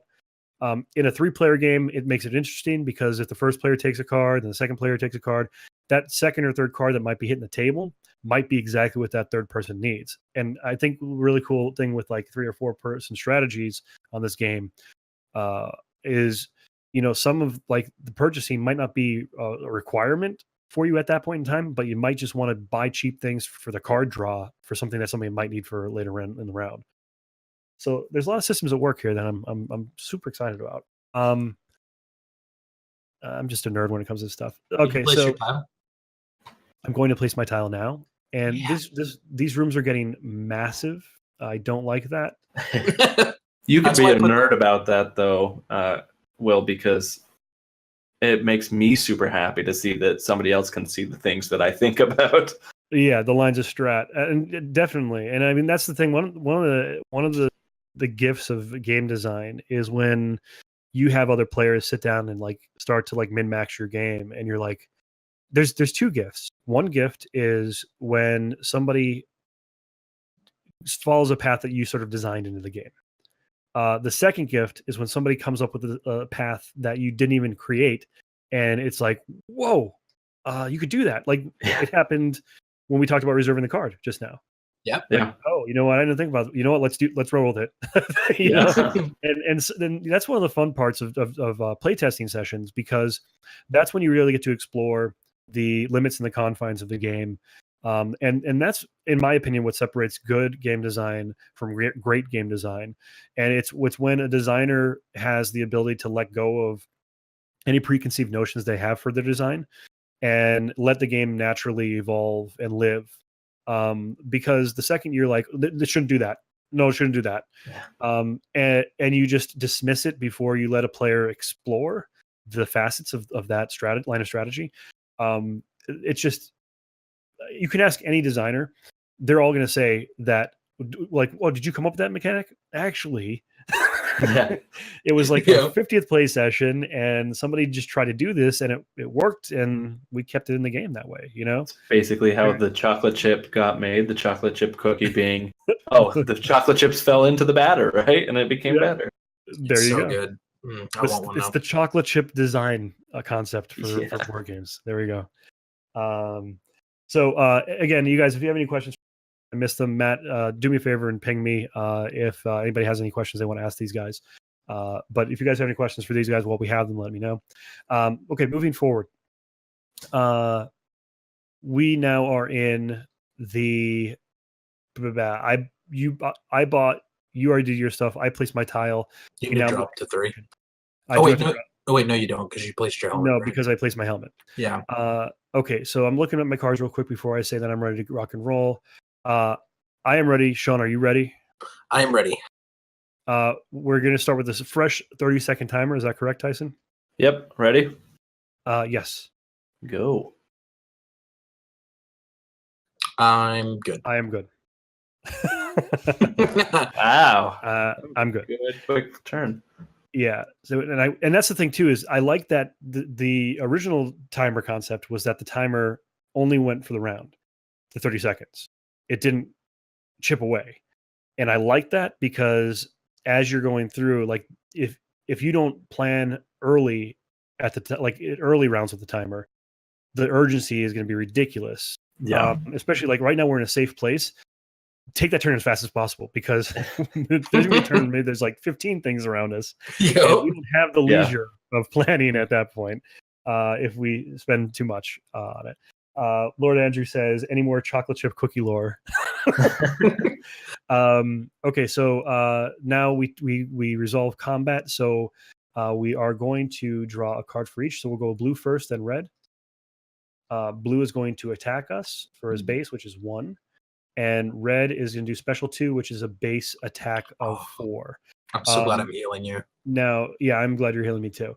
So the problem is that we run into here is this is going to happen first. So he's red's going to start the round by hitting me in the head for 4 damage. Pretty hard too. So yeah, 1, 2, 3, 4 damage, knocks me down to 3 health. Next thing in line, Smunchy's going to be a real big pal, and he's going to use his range and healing ability to give me a heal for 2 points. So I'm going to get back up to 5. 1, 2. Then the real fun starts, because that Ukro'Kaah made me very angry, and he wouldn't like me when I'm angry. I am going to spend my class point to trigger my slash ability on him, which will deal a total of 3 damage to that Ukro'Kaah. 1, 2, 3. I'm a little bit sad about this, but it's just the way it's got to be. My second attack is going to also trigger, which is for only 1 point of damage, which drops him to 1 HP. Doesn't kill him yet. Oh No, it's 2. it's 2. Oh yeah, your base is 1. Oh dude, you killed him. Oh, okay. So that's +2. Okay, when I saw that, I thought it was just the base. That punch doesn't mean +1. Is that a design thing? Wanted to put +1 in there? That one should have a plus on That it. should have a plus on it. Yeah. Okay, I just figured it wasn't like it factored in. It's independent of your base ability. But okay, so I kill him. Yeah. And we rejoice. A little bit of dancing. My mic's in the way. Do we take the path points now? Because A he's little dead. happy dance. Yes, you can. As Oh, soon I'm as taking he 4. dies, you take it. Yep. So he gets. We each get 3 path points for his death. Correct? 3 or 4? 3. 3. Oh, I was wanting more. I know you were wanting more. You 1, didn't grab that ring, did you? 2, Oh, 3. no, I didn't. But I could pay it forward, or Sean paid it forward for me, so I can actually pay that 1 to reserve that ring for him next round if I wanted to be a cool dude. And I'm thinking I want to be a cool dude for Sean. Yeah. So this Ukro'Kaah goes, bleh, he's dead. Well, the Pygmy noise still- he makes is actually really awful when he dies. the There's the lore. the attack. There is still an attack from this guy who's going to attack me, and he's going to hit me for 1. Unfortunately, I have no way. Oh, I do have a way of blocking that. I'll use that armor thing now on that to not take that damage Mhm. from my Ilmut. And he's still around. He's still hanging around. I mean, you could always run away from him if you want. I don't want to run away from. I want to kill that guy. I need the path points. Need the path points, guy. So- right. The other thing is that we haven't really discussed, or maybe we briefly touched on it, is you can move into any other surrounding area to expedite the process of tiles being placed. Right, but when you do that, it Auto Anything that's events. anything that's not grayed out is going to be an instant event flip, right? Correct. So like if I was like, oh, I'm going to move over here, oh, event dead. Yeah. Ooh, watch my greed. I mean, there's a little risk reward. Behold my greed. Because you could find a treasure. Yeah, there are treasures in this. There are 4 treasures in this that you can find. Treasure. So let's go ahead and move to end of round maintenance. So these things go into my little bucket of fun. Bucket of fun. Second part of maintenance, the little token moves back to me. Let's look at the board. What do we want to save here? I Sean, want what the do- ring. So bad. Can you buy more than? Could you buy everything you can afford from the draft? Yeah. Yes, you can. So You can do you want me to be a reserve as big many friend to cards you, as you Sean? want. Do you want me to be the biggest friend to you in the world has ever known? I'm gonna put 1 on each of those. Oh, I'm gonna hug you when I see you. Oh, that's so good. I'm gonna co-op hard right now, and I'm gonna place 1 on each of those for Oh, you. I love you. Best friends ever. Yeah, you're clearly Oh. not playing with a campaign minded set though, because you're not upgrading your character. Just kidding. Remember when I said early on that I love PvP? I like messing with people. Yeah. I have a snippet from chat, which is great.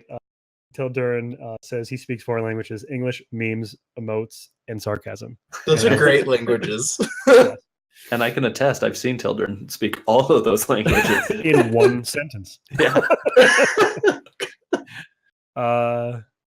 And okay, so we're going to move on to the next area and phase here. So last thing we did, we discard the hero. So we do discard this 1 card into that pile there, and then the staff. Oh, So here's the Wow. thing. Reserving does not count towards the overall thing. You can actually pull out 3 new cards. Oh, really? Okay. That's new to me too. Got it. So is it a may or is it a requirement? It is a May.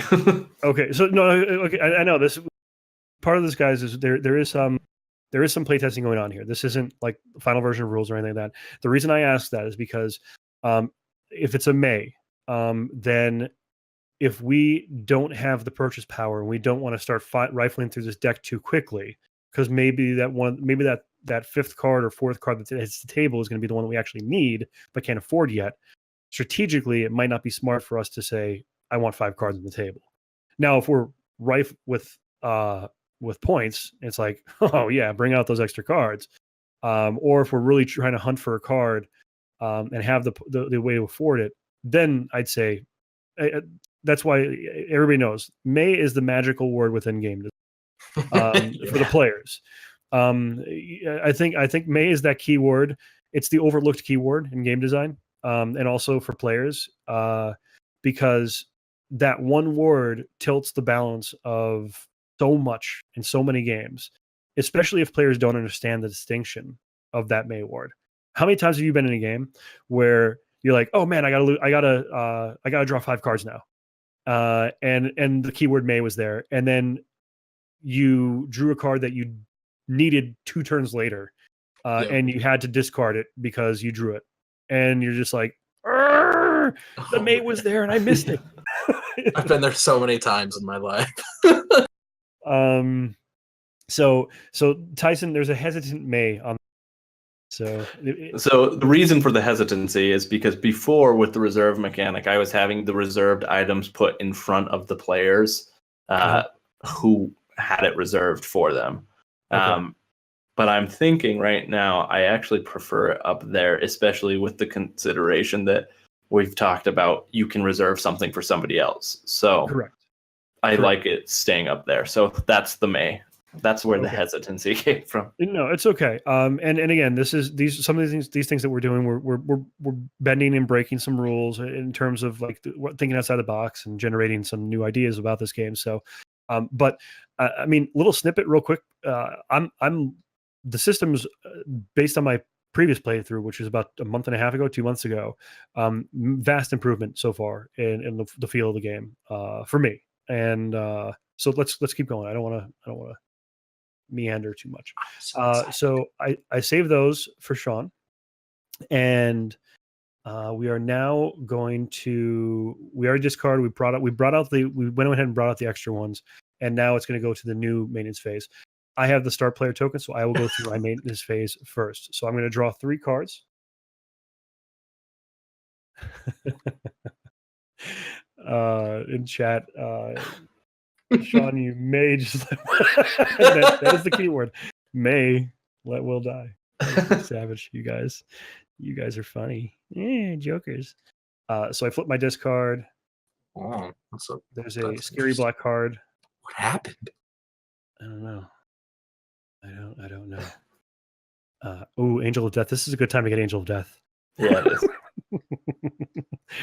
This is gonna be scary. 6 cards left. Yeah, I can pretty much get to Smunchy now if I wanted to.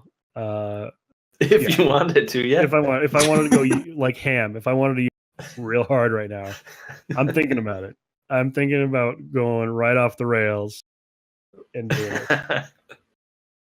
Geekspiel says, when I play a healer, I always like to let the DPS players spend a few rounds in the ditch, face down, just to keep their expectations realistic. See, normally I would do that, but I know what the Smunchy is going to do. So he's painful. A little preview. I'm gonna just so you guys know, Smunchy is base movement 2, base attack 4, range of 2, 10 HP. He has a defend, which is a shield of Sagun Ra. Absorb 2 damage and add 1 armor to the nearest monster. No, that's not cool. The Smunchy heals 3 health and also heals. His heal is a life surge. He heals himself for 3 and also heals 2 nearest enemies within range of Smunchy by 1. He also has a special 1, which is Arcane Tornadoes. Deal 5 damage to each hero within his range. Rip. And his special 2 is base attack of 4. So special 2 is just his base attack. Special 1 is terrifying. It really is. So let's not have that happen. Okay. we are now on. We do have. I have my cards. I drew my cards. I could exchange class points, but I don't have enough. I'm not going to do that. I can purchase cards from Hero Row. Is there anything out there that I can afford that I want? I mean, technically the Ring of Plenty, but that's for Sean. I don't know, Sean. How much do you have? You have 1, 2, I have 3, six. 4, 5, 6. So 6 will let you buy both of those. I was going to say if you had 8, then like you might want to do staff and Night Staff Stalker. would work well for the priest. But I mean, it's just not. If you had 8, that was that. Then I would have taken the ring, call it a day. I'm not going to do that. I'm not purchasing anything, and I then have to put a chart area. I have to chart the area. So I place one of these tile cards. I am going to place a tile card up here. Is a dead end. Left. But one thing that I will say for planning, it happened in our first game. Line of sight is a thing in this game. So if the Smunchy spawns on it, the last tile placed, which I believe he does, right? Yes. Yep.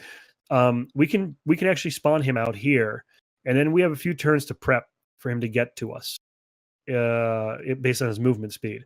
And we can actually play with some shadow play and line of sight things, and sort of prep for his attack while he's sort of bearing down on us, and sort of get our position set. Just to sort of go strat talk before we get to that phase of the game. Okay, so next one. Sean, go ahead and do your thing. All right. Okay, so I am going to take both this and this. Yep. And Yep. taking these, and I'm equipping them here real quick. So that's the thing with reserving. When you are able to purchase it within the maintenance phase, you can immediately equip. However, if you reserve it and then you end up getting path points from killing an enemy later on during the round, it automatically gets discarded. You don't end up being able to equip those immediately. So it was great that Sean had the path points to be able to do that. Yeah. Planning. Yeah. And then I got to place a thingy, huh? Place your thingy. That's the technical term. I'm going to put it, this thingy's in the way of the other thingy. So we're going to put that here, and he's going to go here. Yeah. And yeah. What's your movement speed? Just 1 still, right? Just 1. I'm a slow doer name. You know what? Could I backtrack on a tile? Meaning? Could I go here, one movement, then back here? If you had with my Angel of Death. Oh yes, absolutely. You oh God. With my Angel of Death, I may do that. What are you gonna do? You're gonna unleash chaos. He's hoping there's treasure in one of those rooms. Treasure. Treasure. Okay, so I like those, and here's the cool thing about this, and I'm sure you're excited about it too, Tyson, as I'm playing this. But I like the lines of strategy. I like that the game has definitely evolved into something like definitely more thinky than it was the first time I played it. And the risk of these tiles having baddies compared to treasure is real. The nice thing that I like, though, again, different aspect of strategy here. If there were no tiles there and I used my Angel of Death, it would be a death sentence because I'm triggering an event. But now they're open, and it's very much a possible benefit. Plus, it gives Sean the ability to pop over to my tile, and I could actually use all my 5 points to sort of end up back on his tile, and we could be together in a friendly, happy together. Family. And you jump up on my wing and go, that was great, friend. All right, but so we can't talk about that though because we're going into the action. Right. Sean, are you ready? I'm yes. Are you ready? All right. Start that timer. Great Optimus Prime. All right, ready, go. Okay. Up, flip. Oh God, down, flip. Treasure. Do I have to stay in the treasure to collect it? No. Okay, back here. Okay. And end. Thingy, gone. Oh, dude, 12s. That was so scary. That was so terrible. All right, 12 seconds left. So we were 27 to 12 seconds. Now, what's going to happen now is So these will spawn first. We get a hulking and a pygmy. We will just use the hulking that we had from before, the red one, and Resurrected again. resurrected, and then the pygmy. What do the pygmies sound like? Like that. That's exactly that. Yeah. No, they kind of have this like this nasally sound, and they're always screaming "bones for the Smunchy." Bones for the Smunchy! Ah! Bones for the Smunchy! There you go. Yeah. Nice. I got the cold, so that helps. And then this guy. What happens over here? So now you will come over and draw a treasure deck tile or a card. Could I shuffle it? You may shuffle it. Oh, What you gonna get? He's gonna get the one empty chest. Oh my gosh, you did it! Oh my God. Oh, how? How? Don't cry. I'm gonna cry too. There was one single empty chest in that whole deck. How did you do that? See, now do you wonder if it would have been that way if you hadn't shuffled? No, don't talk to me right now. Don't talk to me. I'm so sad for you. Yeah, sell the chest. It looks like it's gold. All right. Rip me. So the hulking, what's his range? Good. I'm happy about that. What is the pygmy's range? I'm not happy about that, but okay. So now combat. I just realized how effed I am right now. Okay. But we're both in the room though, so we have a capacity of 4 right now. Yeah, well at the end of the round, one will be able to move in. Well, actually, he won't be able to because The hulking won't. Exactly. And then the other one doesn't. Does he actually still get to try the other one if the hulking can't? Yeah. All right. So first things first. We'll start with blue, then go green, red. So blue is going to be special 1, which is its base attack of 1. Green will be next, which is going to be its attack. Oh crap! Why didn't I play my punch card? And you won't need.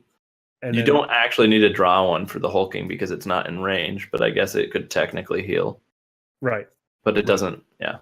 I would say err on the side of always drawing. Does it have a heal, or is it just its base? It does have a heal, but it's full health right now. But yes. All right. So then, what's going to happen here, combat-wise? The Angel of Death happens first in terms of initiative, but it's whatever.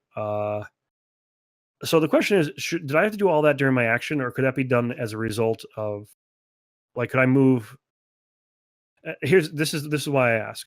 Since it has a high initiative, and it's the only card I played this turn, is it in itself something separate from the action phase, and does it trigger during the combat phase?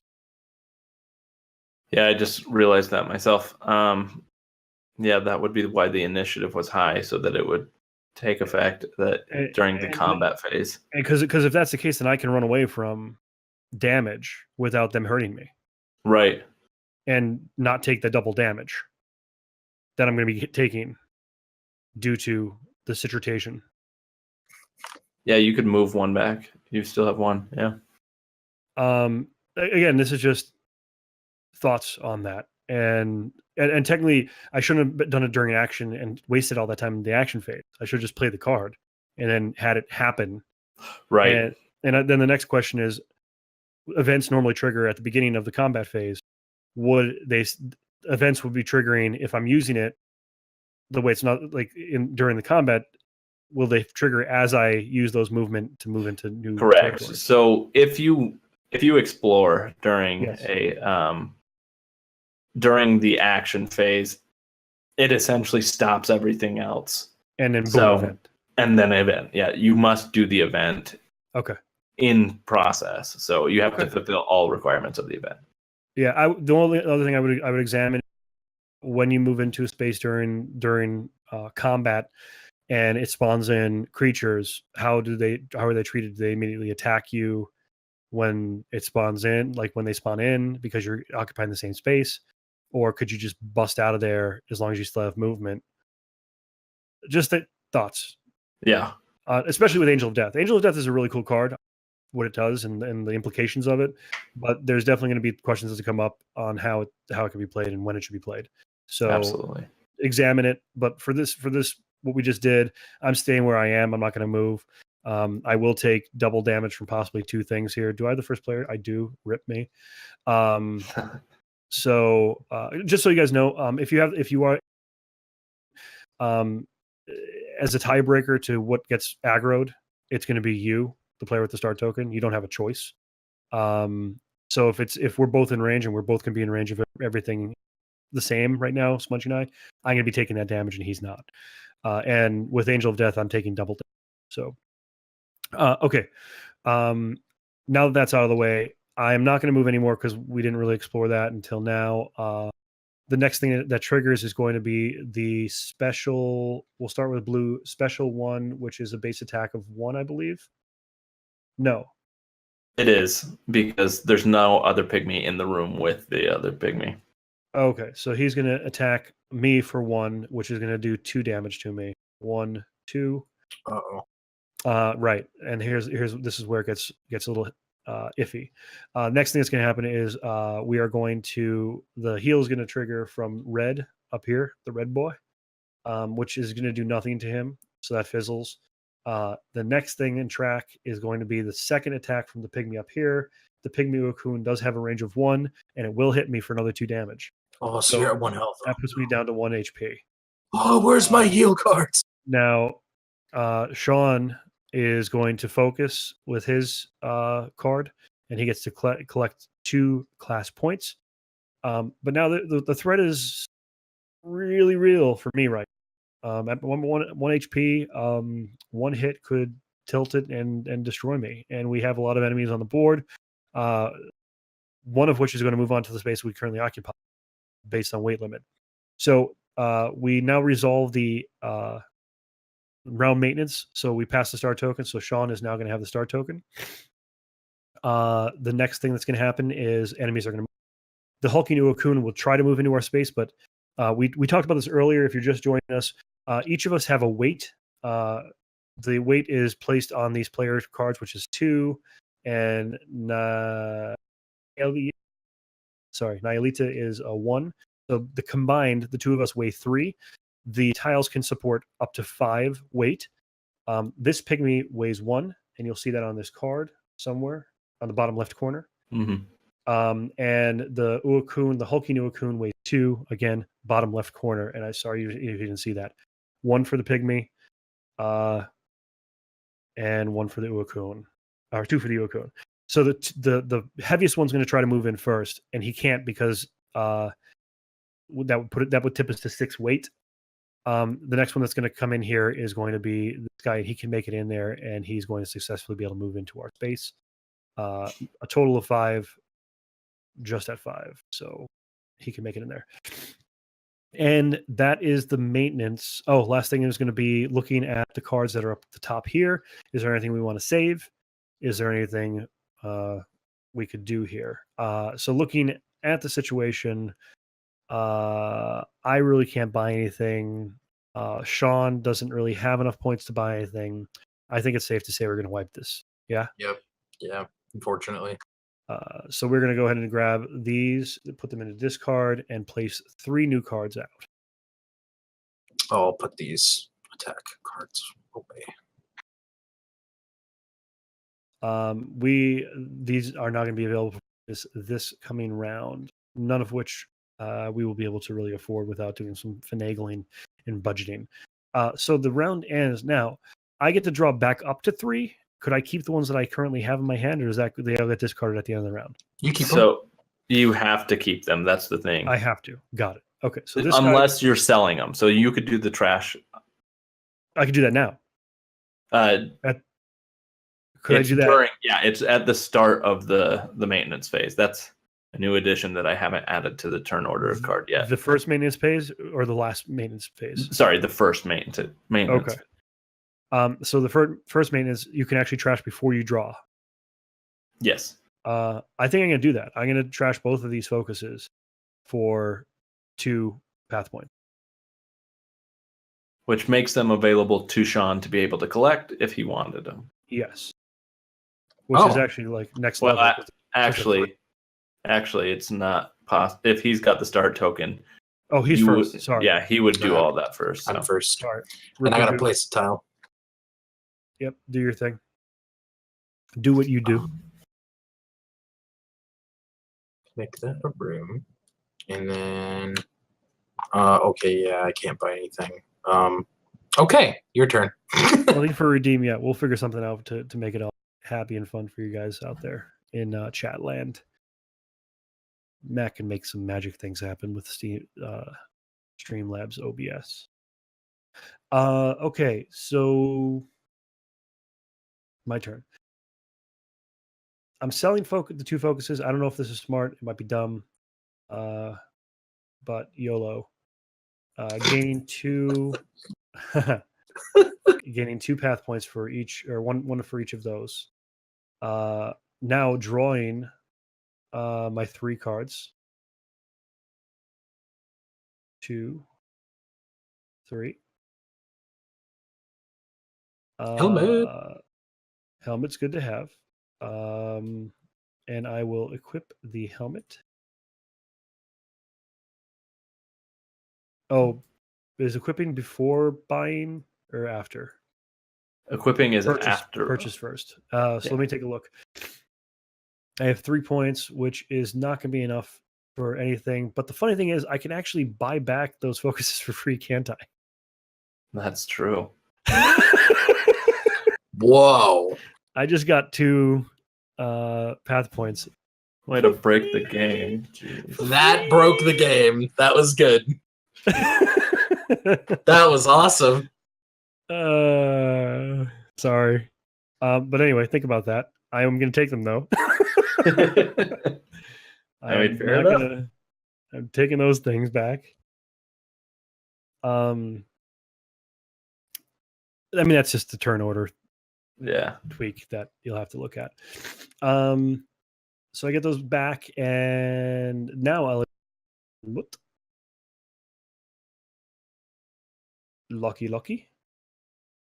And I think I'm ready for... I have to place a tile.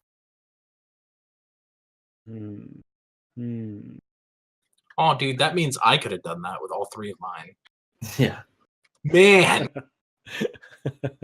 Hacks. All right, so... Yeah, way to break it. I already found the solution, so...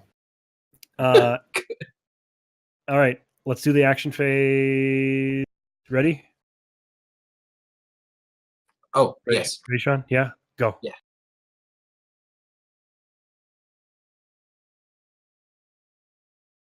Okay, I'm ready. You? I'm good. Okay.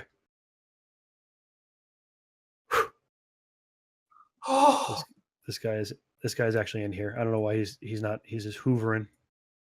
Look at you. You're not going to get an empty chest. I can guarantee it. Can you? Can you guarantee that? I can guarantee it. Chest resolution happens immediately? Yes. Okay. It gives me... What is it? 3 path points. Oh, that's awesome. That is awesome. I like treasure chests. When they're not empty. So that night powder up there, by the way, is really good. You should read what night powder does. Add or subtract 2 initiative from 1 card's initiative once per so every phase. Yep. Yeah, that could adjust things for me, but I think I'm waiting for a sword to pop up again. That's a good idea. That's what I want. I can tell you there's one more sword in that deck, and there are 32 cards. Well, then we better get to stepping on this deck because we are running. We have 2 tiles left. Oh, that's right. Rip. Oh no. Oh, okay. Painful. This is very painful right now. So combat resolves. We have to get these guys all figure out what kind of shiny things they're doing. So we'll start with blue. Blue is healing. Then going to green. Green is defending. And then finally, our good friend red is defending. I'm actually kind of happy about that. What does defend do for him? Blocks 2 damage. So he just sits up there and thinks about what he did. He just readies himself. Oh, Gotta go on a diet. Can't fit in the room. Sorry, really side story. This is actually kind of funny. My son, for the longest time, when he started to really talk and stuff, he would watch Robocar Poli. And if you've never seen it, it's like this. I don't think it's like Taiwanese or some animation, and all the robots in it, whenever they're ready to do things, take their arms and go, and for the longest time, I would say the word robot, and my son would just go, and I was like, "What are you doing? Where did this robot thing come from that you're doing?" And it would be from Lee. And honestly, he watched it mainly with his mother. Like, I didn't really watch Poli with him because some of his shows drove me insane, and I would just like leave the room and like, "Go ahead, you enjoy your thing. I'm gonna watch something on my phone." But like we would watch like Transformers, and he would make that noise, and Transformers don't make like they go beep, beep, beep, whatever the noise the Transformers make. They don't go and I was like, "Where is he getting this?" And then a few months down the road, I was watching Poli with him, and I'm not lying. Every single thing when they ready up for anything, it's just a and even if it's just an affirmation, like, "Roy, go save him at the fire."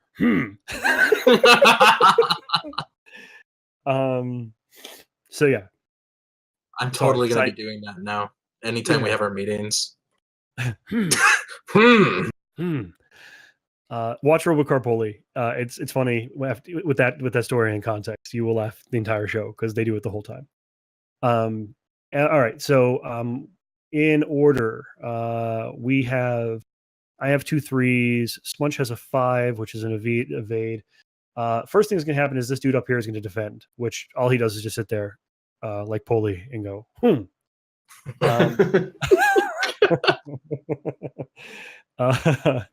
Number 7 is going to fall next in line, which is the green dude. He is also going to defend. His defend, the pygmy Ukro'Kaah, is blocking or absorbing 1 damage. So he will have the ability to block that.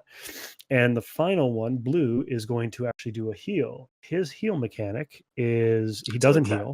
He's going to attack base value of 1, and that's going to be on the Smunchster. But so essentially my evade goes first, which is like kind of sad because then he hits me. That's correct. Yeah, you want the 1 damage to evade.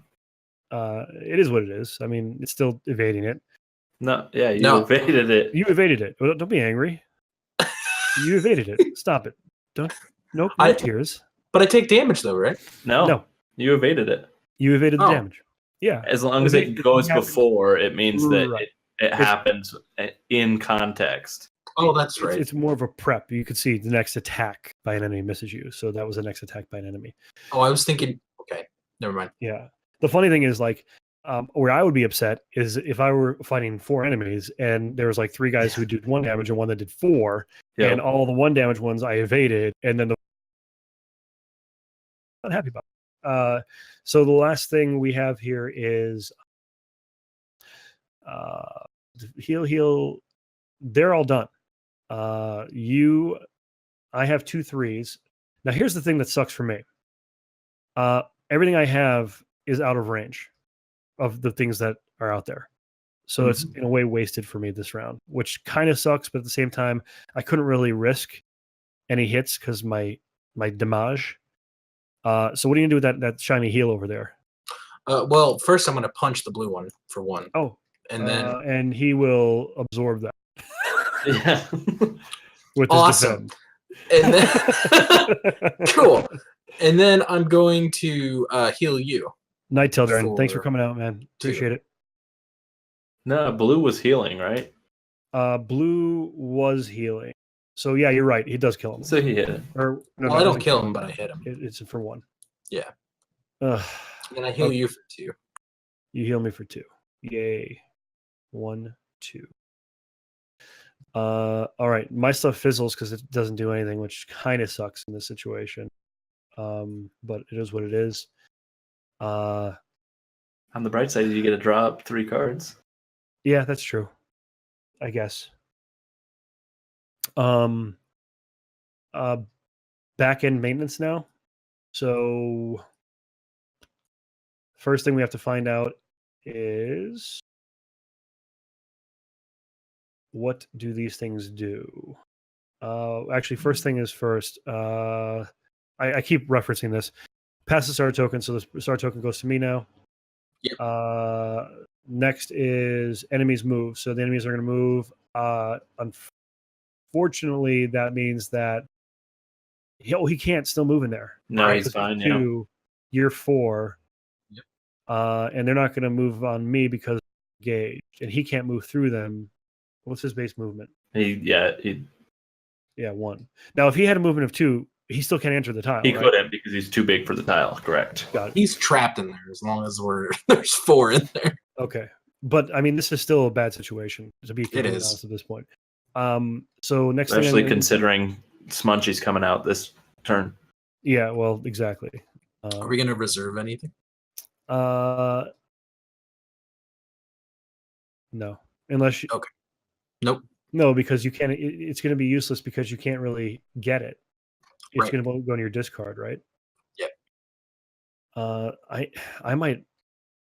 I'll be honest. I might rest this turn. Okay. If I rest, I can't move, right? Right. You don't do anything for the remain. You won't be purchasing cards. You won't be doing do I anything get- in the maintenance or the action phase. I get to heal though, correct? Correct. And I also get to pull anything from my discard into my. Yeah. No, I can't. I don't get maintenance either, so I can't buy anything. You won't buy anything, but you will get 2 class points. You get to put your discard into your deck, and you will be able to heal 2. Sean, what do you think I should do? Should I rest this? What? I have to Yeah. announce it. I have Actually, to yes, announce it I think you first. should, because Well, actually, first let's wipe this. We're not saving anything, so let's wipe this first before we do anything and see what comes up. Because if a sword comes up, then Yeah. I'm not resting, and I got to get that sword. although I can't really discuss strategy, so all I'm going to say is yeah. well, we can. No, this one you can. We can Okay. discuss this type of strategy. We can't discuss like movements and things like that until the action. Who you're attacking, what's Oh. gonna, yeah. Oh, you would, you beautiful, beautiful lady.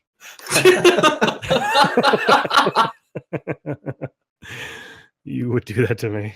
Oh, that's a nice axe too. Just ruin me. Hey, Will, you have a great axe. It's not his axe we're looking at. Oh, it's this axe over here. It's a good axe. There's actually, these are a lot of good cards right now. How many points do I have available? 1, 2, 3, 4, 5, 6. Okay, I am 1 short of healing potion as well. I think I might. Okay, I have the starting thing, right? I do. I'm not resting. So I have to draw out my cards. Definitively. Definitively not resting. Oh my god, this is like next level. Next level. You get to run through to the hulking. Oh, you can't. Your movement's 1. I mean, that's a strategy you can't discuss. Stop discussing it. I know. I'm looking at if I sell one of these cards, I'll have enough path points to get both the healing potion and the axe. And my axe. When equipped, you may heal yourself 2 at any time.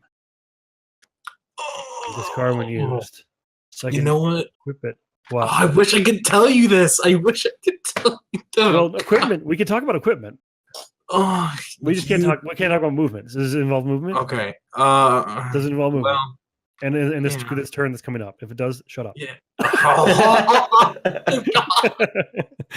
I want to tell you so bad right now.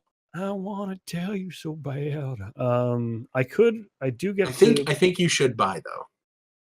On this card, if damaged, remove token.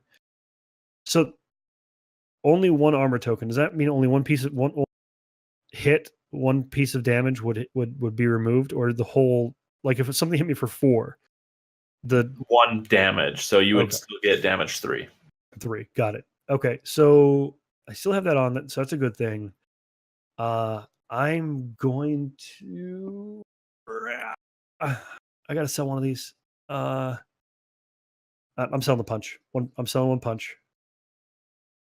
Is it spiked? Sorry. It's Well, I like mean, because it's broken, I don't know why you're worried, because you could just pick the 1, free 2, one back up. 5, 6. What free one? Oh That's no, not free. that one's not free. You're right. It's not free. Yeah, Free but you means could have done free. the evade, is what I was saying. Why didn't you Oh. do the evade? Why didn't you do that? I didn't exploit the broken system. No! No. You played right. Stop No, I doing that. did it right. No. The other way you can fix it is make it so that those zeros are not worth 1. And I'll be completely honest with you. The zeros being worth 1 is probably not a good thing. And Well, I agree, but the other way to fix it is you could put the trash phase after the purchasing. That's true. I mean, there's a number of ways, I think. Yeah. But I'm not gonna tell you to do your job, bro. I'm gonna go ahead and purchase these 2 for 7. 1, 2, 3, 4, 5, 6, and then that 7th, which I would have received for the thing I sold.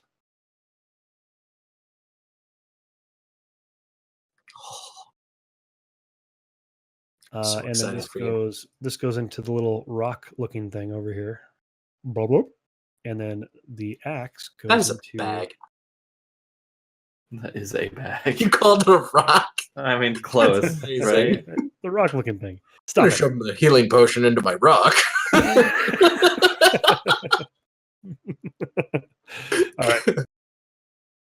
right. Now we are going to. I'm left with these 2 key cards. And this is utilized. Oh my god! Look at all that damage. Oh, so excited for you. So excited. We move into our action phase for Zizzle. Wow. Yeah, let's do this. Oh, I'm ready. What? How much time do we have left? 6 seconds. Oh no! You got it, right? Ready? Yes. On you will. Go. Okay. Done. Ooh. Oh. You know what we didn't do? Second. You know what we didn't do? Oh, we didn't You place a didn't tile. chart the areas. The It's Smunchy okay, should be on the board. Yes. Yeah, it should be. But I mean, I'm going to chart them. I was Far, going to chart far mine, away. like, yeah, in a land far, far away. Who would have been first? I would have been first. You would have been second. Yeah. Oh so yeah, I would have been second. Okay, so right put there. Put it there as far away as possible. Oh wait, I'm sorry. I put it here. So when the Smunchy spawns, you're also spawning 2 of these. Oh, why did you? No, I don't want to. I So don't want to. Smunchy can be white.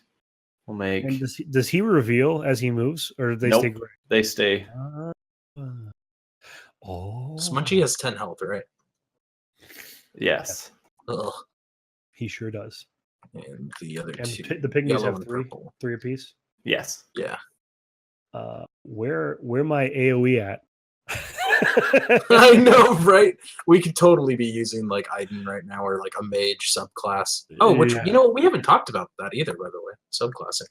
Yeah, that's true. Because you can. So in this game, one of the purchasing options you can make out of scenarios is to multi-class. So right now you only have access to warrior cards.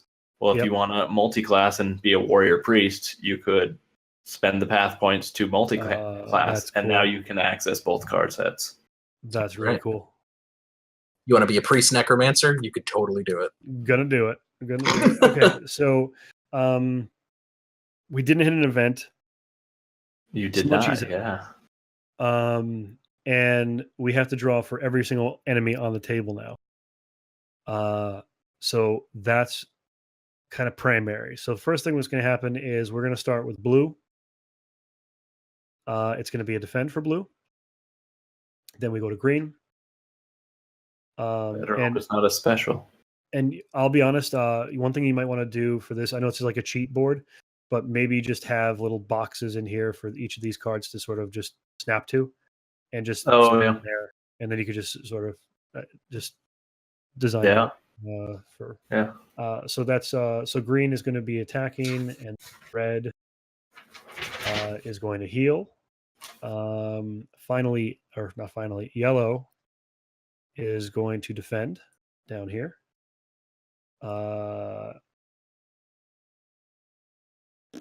Did I miss one? Purple red. and Purple. You got red.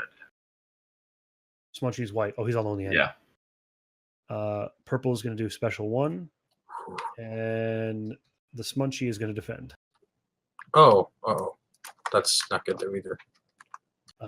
Defense for Smunchy. He absorbs 2 and adds 1 armor. Yeah, awesome. Add that armor up. So he adds 1 armor to purple and yellow. Oh, great. Yeah. So they go up to. Okay, so first thing we look at the order of play here. First thing is the defend that happens with yellow. They don't have a defense, but there's nothing in range, so they can't attack. Do they move or no? They just stay there. Move happens only during the end phase. Right. Next is that 8 is going to be the defend here. All right, I'll put the armor on him right now. Yeah, so he absorbs but doesn't do anything. He doesn't give himself any, but he does give each of them essentially one more HP. Correct. So the end game trigger is Smunchy's death. Right. So Smunchy is buffing everybody around him, but doesn't really buff himself. Yuck.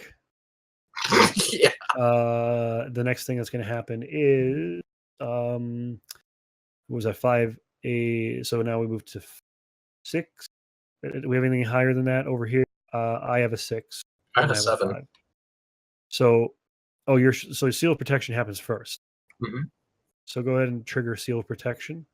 Okay, I'm actually going to give that to you. Which buffs me 2 armor tokens. Okay. Mm-hmm. Then 6 is going to be my punch. Falcon punch. Which one should I hit? It's going to be hitting. Floating. It's going to be hitting for. This is now on my base damage, right? Yes. Including punch. So now that's going to be hit for 7. Yeah. What? And my range is still subdued 0. So you can only hit right. I'll just kill the green on the tile. I'll just kill the green. Half point before he heals. Not that it wouldn't really matter, but so the green gets pwned. Sean, you get an extra path point. Oh, I got a ring! Yeah. Sorry, I'm so excited. Yeah. And you get 1 path point too. This goes over here. I'll just put it aside. I get a path point. Thank you, sir. And then what else? What's next? 5. It'll be my 5 before anybody else's 5, right? Yeah. Wait, which was the one that?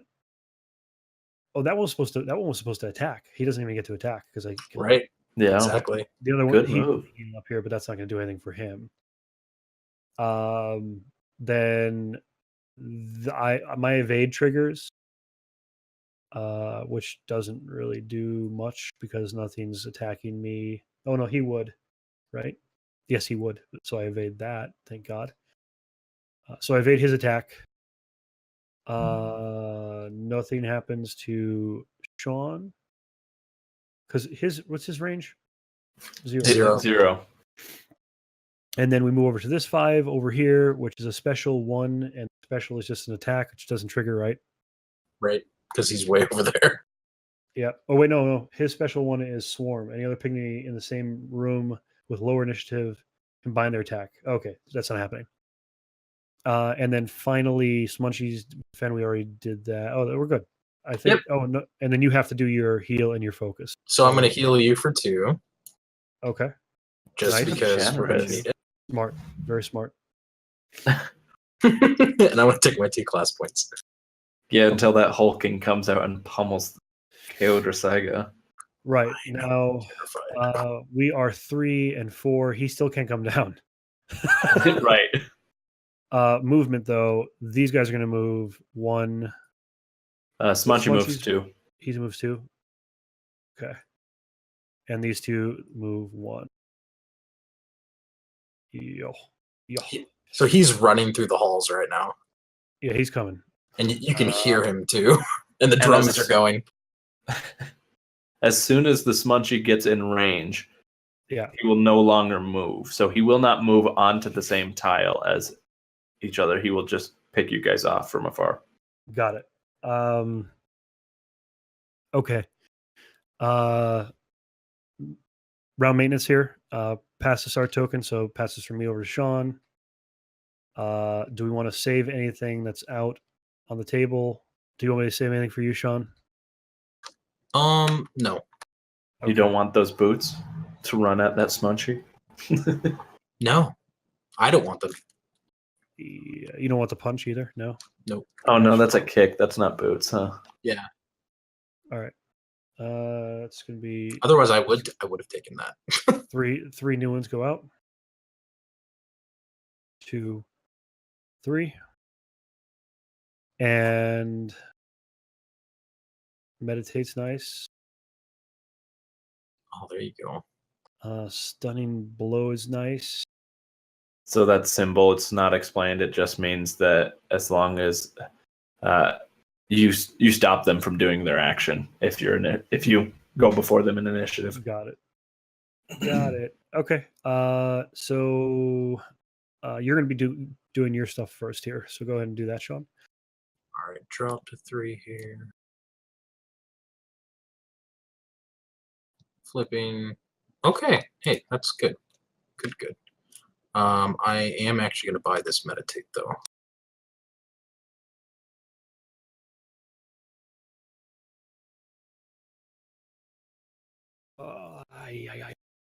Interesting. Okay. Whoa, what's that? I haven't seen that before. It's brand new today. That's cool. A dungeon map. Once per round, a hero may look at an unrevealed tile. This does not reveal the tile. Interesting. Okay. I can't place a tile, and I will exchange 3 of my class points for a path point. I can do that right now, right? Yep. Yes. And go, Will. All right. I will. I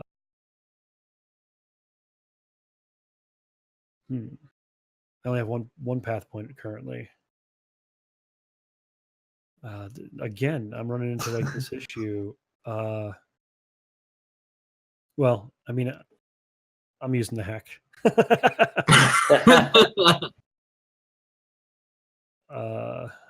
You could have done that with the evade too. Yeah, I know. I'm just going to do it so I can afford the stunning blow, though. I'm not going to break it too much. How very ethical of you. Yes, isn't it? It does take the focus out of play, though, for this It round. does, yeah. Which, So I guess in a way is still there's a penalty trade-off, in a way, yeah. especially considering I might need class points for things. But most of the things aren't activated actually. Okay. Yeah, not until you start getting your class cards. I think I'm ready. Sean, are you ready? We have 3 seconds. I am ready. Okay. You call it, Sean. And go. Oh, Done. And I'm done. ooh, look at that time. Okay, good. No event. Oh, No event. 1 second. No event. All right. So we draw these guys. So first one is going to be blue. Green is dead, right? Yeah, green's gone. Yeah. Blue is going to be the first one, and blue is going to be attacking. Next up on the list is red, and red is going to be defending. Interesting. Okay. Uh, Very interesting, yeah. the yellow is going to be healing, and the purple is going to be healing. And the Smunchy. Smunchy is going to Oh, God. it's special. Can't reach. Oh, thank you. Oh man. All right. Sorry, my heart So- jumped in my throat. Smunchy's special does not activate. Yes. It does not. It can't reach. He's not in line of sight, and even Alright. still, it's range 2. That is first. Next up is the heal on the one down here, which does nothing, right? It heals fizzle. Yep. The two heals fizzle for these guys. The attack by this one is primary. Do you have a 9 or anything, Smunch? You do not. It's I am going to do- be using my night. What is this? Night powder on this heal though, which becomes a 4. Okay, so it still doesn't trump that attack. Yeah, That attack no, I happens first. Okay. I just wanted to clarify. Just to be able to use it. I just wanted to use it. Yeah. You So should the have just attack taken still- 2 off. The attack hits you for 1, Smudge. Ew. Okay. What? Oh, well, I have an evade. Oh wait, no, but he has a higher attack. He should have played on the evade. Oh no, it doesn't matter. It still doesn't Yeah, matter it doesn't matter. because you there'll just be a 7.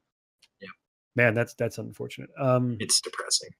And then so here's the nice thing that I like. That guy's defend doesn't trigger before my punch, so he's gonna die. Yeah. Nice. My evade will also trigger before his thing. So my evade happens. So when it says the next attack by an enemy misses you, is this? It doesn't persist, right, to next round? No, it just is in this round. Okay. So I do end up punching him for a total of 7 damage. Does that kill him? Yes. Exactly. It's exactly what you needed. If he had defended, that would have been Yeah. bad. So he goes blah. Oh wait, I get more. You get 4. Yeah. And then Smunch. Let's see. So okay. So this light heal is on you. That's a +2 to you, and then this heal is on me, and that's a +2 to me. 1, 2. So I heal up, and this thing's dead. We get 3 path points for that destruction. Do you have that many path points still over there? I just got those 4. Okay. Yeah. And then we did not attack this guy at all. So meh.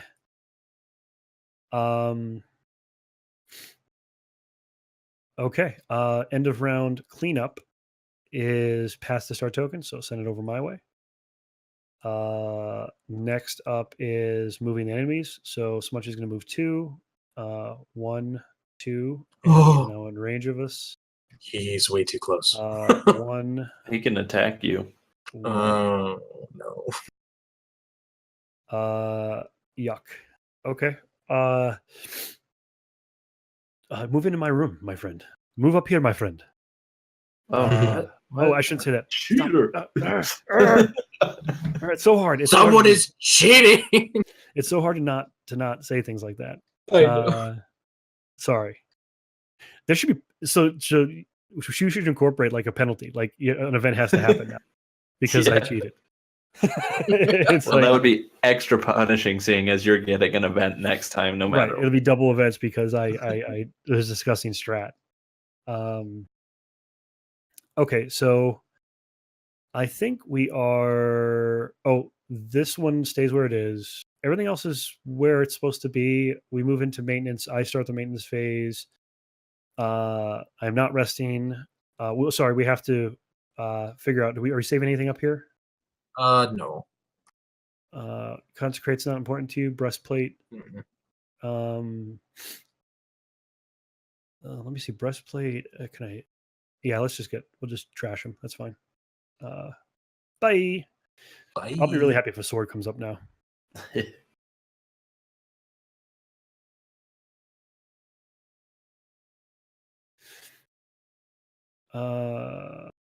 Nice counter. If attacked, absorb 1 damage and then do 1 damage. Yeah.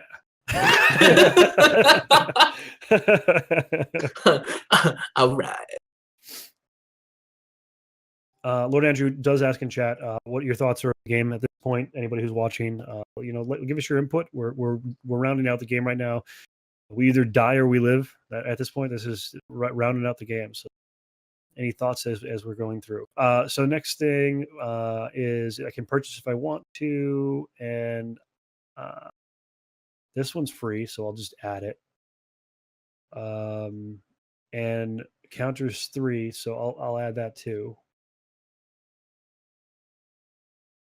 I don't know if I'm going to get a free refresh on my cards here at any point, but we'll find out in a little bit.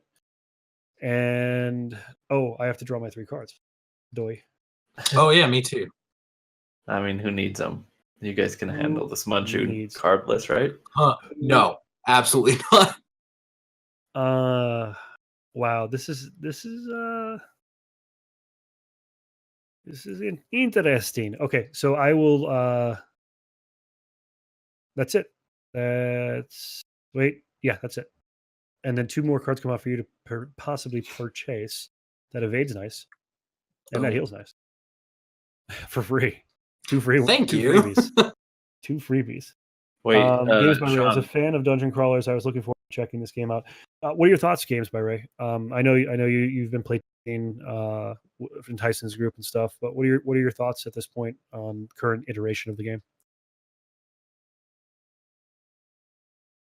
He does like that you don't follow the normal mold, which is kind of indicative of, like we talked about earlier in the interview. I think a large influence of that is Smunchy, is Sean. yeah. I mean, to be completely honest, as a designer, without the influence of conversations with Sean in some phases, I would fall back on like the normal theme stuff. Yeah, exactly. There The are some normal innovations tropes. that I try to make mechanical, but theme wise, I'm fine with, give me a skin. I want mechanics to work. Give me a nice skin that works for me.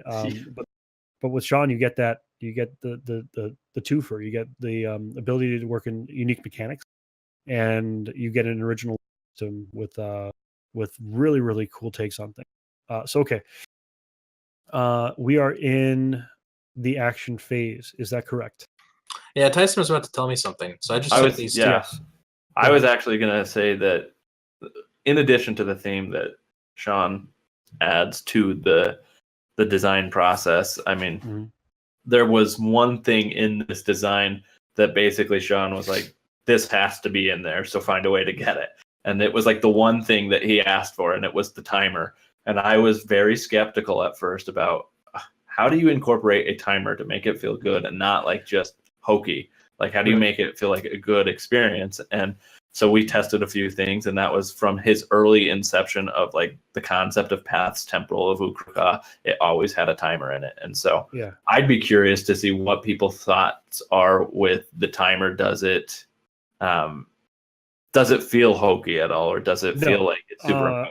The reason and the reason I'll answer that quickly, it's because of the way that you've changed the timer. It's not a refresh 30 seconds. So as the turns progress, if you use the moments in early turns to be concise, and you can reduce the events. If I don't feel like it's there, I feel like there's a sense of urgency, and it's important for the planning because you have to make a rush decision.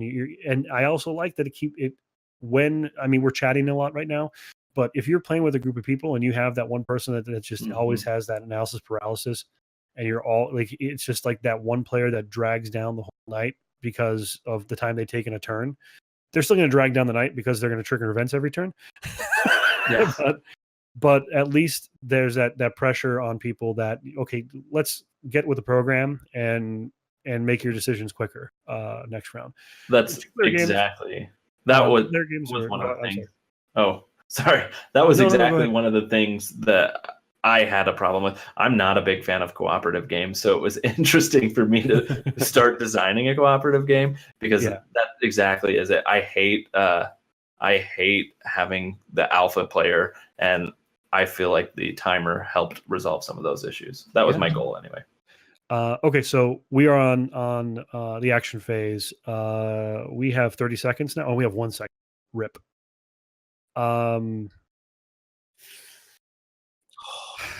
I'm not saying anything. You know what I'm thinking. I'm going to telepathically send you some information before this action. You got it? Yeah. You know what we're doing here? All right. Go. Oh, timer limit. 1 second. That really worked. And Lord Andrew said that he thinks it's a great idea, the timer, but it's not for him because he doesn't do well on time pressure. Oh, and I totally get that. It does add a lot of anxiety. Stop, I guess, on the timer, but the event happened. So one thing I'll mention is, I mean, with any game, there's always like rule modifications and house rules. And I think the timer is an important design aspect of this game, but I easily could see a play group that notoriously likes to sit and plan things out a little bit long. You know, there's probably a recommendation of 30 seconds in between. I mean, if it's a sand timer, you're not going to have a choice, but you could flip the sand timer twice in a turn, giving people more time if you wanted to. Like if you know you're with a group that's going to take longer, and you're okay with that, then I think that's like a fudge point because it's a co-op game. Like the whole thing with a co-op game compared to a competitive game is bending rules is much more common, and house rules are much more common in co-op games because you're playing together to take on some kind of and let's be honest, the feels bad man at the end of a 4-hour session and you lost by like 1 point of damage or something. How often do you sit there and say, oh yeah, we lost? Or you're like, you know what, I think a few turns ago I forgot to track something, so let's say that we won. Yeah. You know what I mean? And to interject into that too, the really cool thing about this is that you will have campaigns. So these campaigns, you may have scenarios where the timer isn't even involved at all. Or that it's going to be a difficulty rating thing as well. So like if you want to play on easy mode, you add X amount of seconds to your timer. Right. So one thing that Sean also has incorporated into a lot of these games is that the solo component isn't just going to be the run of the mill. Hey, we threw solo on here to appease the people who want to play solo. These are going to be well thought out modules. There will be a release system for them. So what you might get 1 or 2 with the box, but either via the website or through purchasing later, even opening up to the community. I'm sure, Sean, we were talking about a lot of things like this, but community developed story solo missions that you do, and you just incorporate the miniatures that already come with the game, and you create your own unique experience. You pretty much become a DM for both this game and Rift Shifters that I'm designing. And there will be likely seasons of these games as well, and there'll be the competitive or the cooperative aspects of these games, but you will also have the ability to run these solo seasons or even cooperative seasons and go against a big baddie and try to take down the baddie together rather than play skirmish mode. Especially in Rift Shifters. And I'm sure that one thing on the backside of this game, it might not be the initial development, but there might even be like an arena system within this game where there'll be PvP and actions you could take. Cooperative at its heart, but there will be some ways to punch each other in the face. Exactly. Always makes games fun. And again, I think that's the core thing. Really, if I had to summarize the philosophy of Sean and the designers that have come on board with him, we are naturally taking some video game systems that allow for heavier simulation and trying to incorporate them into a single game and giving you the total package. I hate to compare it to this, but it's in a way it's true. The Call of Duty series, when you buy a Call of Duty game, you're not just getting you're getting Call of Duty Battle Royale now. You're getting Call of Duty, one shot, one kill. You're getting 40,000 game modes in a video game. Board games don't really have that right now. And one thing that Sean has been pushing us for is that's what these board games are going to have. They're going to have multiple modes of play out of the box. And we're going to explain them to you. And, take them, leave them. You don't have to play zombie mode as an example, but you don't have to play the arena mode of this game. But guess what? If you like arena stuff and you don't like co-op stuff, it's there. And we're giving you the rules for it. That's just an idea of what's going on there. Okay. I played a focus. We have to draw the cards for these guys. So the first thing we're going to do. Did you do an event? Oh, we did. Rip event. Please be a happy, fun event. No. Floor rattle. Spawn 1 hulking Ukro'Kaah. Oh. And guess where it spawns? Right on your face. In here. Oh, gosh. Oh, man. because we weigh 3 and he weighs 2. Why didn't I play my evade? And he goes, boo, boo, boo, boo. Oh, but I'm not first player though. No, I am. Oh, hey, but you have armor and stuff though. I do have some mitigation now. So boo, boo, boo. He goes in and yeah. So now we have to draw for each of them. He is at 7 HP base. Yep. Green is still off the board. We're left with blue and then red. We'll just move this up here. So first card we're going to take is for blue. Blue is going to do special 2. Special 2 for them is just a basic attack. Is that correct? Yes. Pygmy? Well, with range. Yes. Yuck. That's a yuck. Red is a heal. I'm cool with that because Boo Boo Boo is going to die right now. And then we move to yellow. Yellow is going to be special 1, and purple is going to be an attack, which doesn't really do anything. That fizzles. And Smunchy, what does the Smunchy do? No. That's just his base. Out of range. Okay, good. All right, you guys see me getting ready here. Yeah. Here we go. That was intense. That like moment you're like, oh. Yeah. Okay, so in terms of order, the big dude, these guys are going to go first. Their things fizzle though. Attack fizzles, special fizzles, right? Mm-hmm. Smunchy special fizzles. Blue special does not fizzle. In order of play, that's going to happen after the heal up here. The heal for the pygmy, or sorry, the hulking. I'm going to look over here. Is mend wounds. It heals itself for 1. It's not going to really heal itself at all because it's at its max health. So that heal is done. We would then move on to. You just put the special under the. That's It's this one here, the 8. Oh, I missed that. Sorry. So that's going to go next. Smunch, you don't have anything that trumps an 8, right? And you can't make anything better than an 8. No. Though, read the night powder again. I think you've been. Yeah. Could you? You could. Wait. 8 will maybe make it 6, but there's nothing that's going to help us there. Yeah. Yeah. It's the night thing about night powder is not just yours. It affects any card. I'm reading that now. That's awesome. So he does 1 damage to me, but I will use my helmet to mitigate that damage, which causes the helmet to fizzle. Okay. And that's all that happens. GG, boys.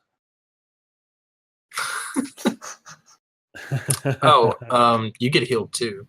Oh, heal me for 2? And boy. I punched the Ukro'Kaah. Oh, you did? Yep. How much? 1. Oh, okay. I reached out one of my normal arms and went, Yeah. All right. Actually, this might be okay. So this goes. Well, you should have drawn 2 more. We should have drawn 2 more. Oh no! Oh gosh! Add that as well. Both of those are great for you. Could you hold that sword, please? Yes, I will. Here. There you go. And what else do you want? The boots of striding. Do we even want 1 movement at this point? It would increase yours, so you could run up into the Smunchy. Into Smunchy. But Smunchy's going to move. It's got no line of sight in that next tile, so it's going to move 2 tiles anyway. Correct. We're gonna let him come to us and then punch him, smack him in the face.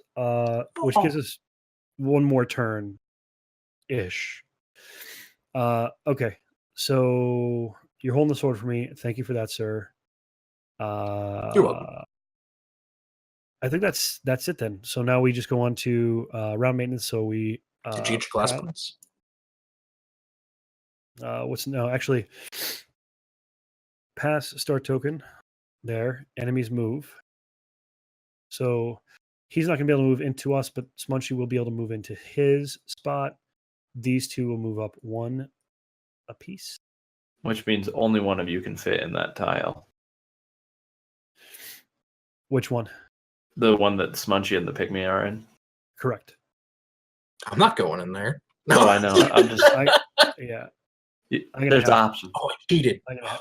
Well, I mean, no talking. Gosh. So then we are going to discard the cards. We're going to keep that 1, 2. Go away. Go away. These 2 come in. Oh. I'm not going to be able to afford that amazing combo. Not that it really matters at this point. And we move on to maintenance phase. The first maintenance phase. So, Smunchy, you get to go first. I'm going to draw my cards anyway. Angel of Death is kind of useless at this point. Okay. Not really. I don't want that. I don't want that either, or that. I don't want anything. I'm actually gonna leave the evade there. So go. Okay. I gotta set the timer. Sorry. Oh, actually, I didn't gain my 2 class points from last. Got that from focus, and then I'm gonna flip these and shuffle for next round. Oh, actually, no, I'm not going to do that because I already drew. So next, if I do end up buying something first, it will actually flip. Right. Sort of. Maybe not really. I guess it doesn't matter. Okay. Purchasing. I can't purchase my sword, but I will purchase that evade for free.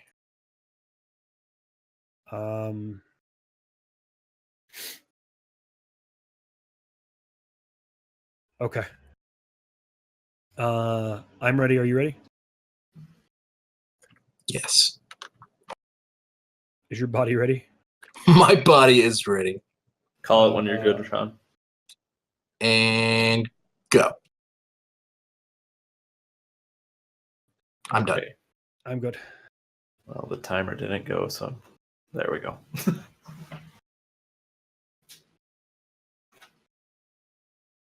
All right. Okay. Oh boy. Oh boy, oh boy, oh boy.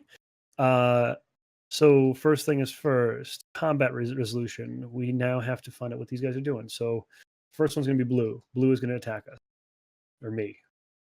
I'm actually second token, but yeah, you're in that room, so they're focusing on you. Red. Which attack was red? 4 or 8?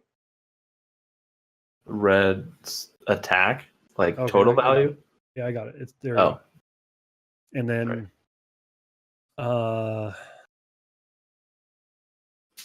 yellow is over here he's defending. I'm so scared right now.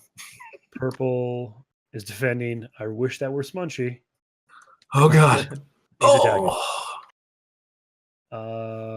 His attack is base 4, 2 range, but he will go at me. Right. Oh jeez. All right, and he has 10 HP. Yes. Yeah. I'm just gonna go face on Smunchy. Oh, but you have an axe, so. And my axe. All right. So, and I also have the healing potion I can trigger if need be. Okay. So, order of initiative. So, first thing that's going to happen is the blue one's going to attack. He has an 8. You want to maybe drop your seal of protection? Are you going to hit that with me or? Actually, yes, I will, because I'm going to use the meditate on myself. Okay. Well, if you drop your initiative on the seal, or drop his attack, and then you seal on me. That's a good idea. Yep. And then that will block one of his against me, so it doesn't take any damage. Next is That was that. That's taken care of. That blue attack is taken care of. Next in the line is going to be I have that doesn't anything until the end for me. What's next? 5 will be next, which will be your evade. Oh, that's awesome. So your evade triggers before Yay. anything else. So you now will be able to evade an attack, which means 4 is next in line. Which is the attack. Yeah, which is the attack, which is great because you evade it from him. Yeah, that would have been a hurtful thing. Yeah, Yep. these all sort of fizzle. These defends a fizzle. I then hit the Smunchy for. I'll pay my 1 class point for activating slash, but I hit the Smunchy for a total of 8. 8 points. And I get a 5, class 6, point 7, and 8. heal a health point. And so Smunchy drops down to 2. Cool. Wow. It's a good thing you got that axe, huh? Yeah, I think so. Yeah, Smunchy's at 2. Actually, let me think for just a second. No, I'm not going to do it that way. I am going to. I'm going to punch that thing and kill it for the 2, and I hit Smunchy for a total of 7, 8. I still hit him for 8, don't I? Yeah. I still hit him for 8, and then I use my punch to kill him for this other guy for 2. Or I'll just kill Smunchy with my punch. Because my punch is actually hitting him for Right. Yeah, my punch hits Smunchy because these are 2 different attacks, and they Wow, each how trigger did you separately. manage that? So that's Holy 14. cow. It's basically like 14-ish damage that I do to Smunchy and kill him. What the heck? Right? Yeah. How did These you don't do that? These don't get accumulated, right? These are Nope. That's exactly right. Wow, jeez. Yeah, so 2-handed axe FTW for the win. Yeah, seriously. The Smunchy is dead. Blah. So we can then safely determine if you didn't have that axe right now. We would have been in a really bad situation. Yeah, this next turn would have been awful because we had both him and the hulky Ukro'Kaah. Right. Well, and the Smunchy would have moved away so that you didn't. Yep. hit And him. these guys would have moved up here. Yep. So the only thing I would say is that's a big burst of damage. Oh, yeah. Maybe possibly instead of the independent attacks tracking as independent, when you're attacking in a single turn, you just add up all the pluses, and it's one big attack. So like I slashed and then punched. But how many path points do we get? Do you understand what I'm saying, Tyson? Yeah. I that's what I was trying to debate. I also think that the axe is a little bit overpowered, and I've been thinking that for a while. So I'm thinking of nerfing that a little bit. Yeah, because I mean, if you just take all of your total for the turn and give the cumulative amount for the damage, I'd still put a lot of damage out on Smunch there. Like it would have been 5. The 6, trick 7, here is the 8, initiative. 9. Right, because you can't. Each one happens independently. Right. Oh, okay. That's a thought. The other thought is a punch. I mean, it doesn't make sense that you punch with an axe. With the 2-handed axe. Yeah. Right. Like, and maybe like some of these things, like a slash needs a bladed weapon. Right. That's kind of what I'm thinking. And I'll be honest with you. I know that one of the problems we ran into in the first game was that there was no bladed weapon in the game when that first demo. Maybe Nyalita starts with like a dagger, and it's not like it's just on her board. Like the item thing, like it gets. Like she has a dagger in position 1 on her board, and then it gets trumped by an upgraded weapon.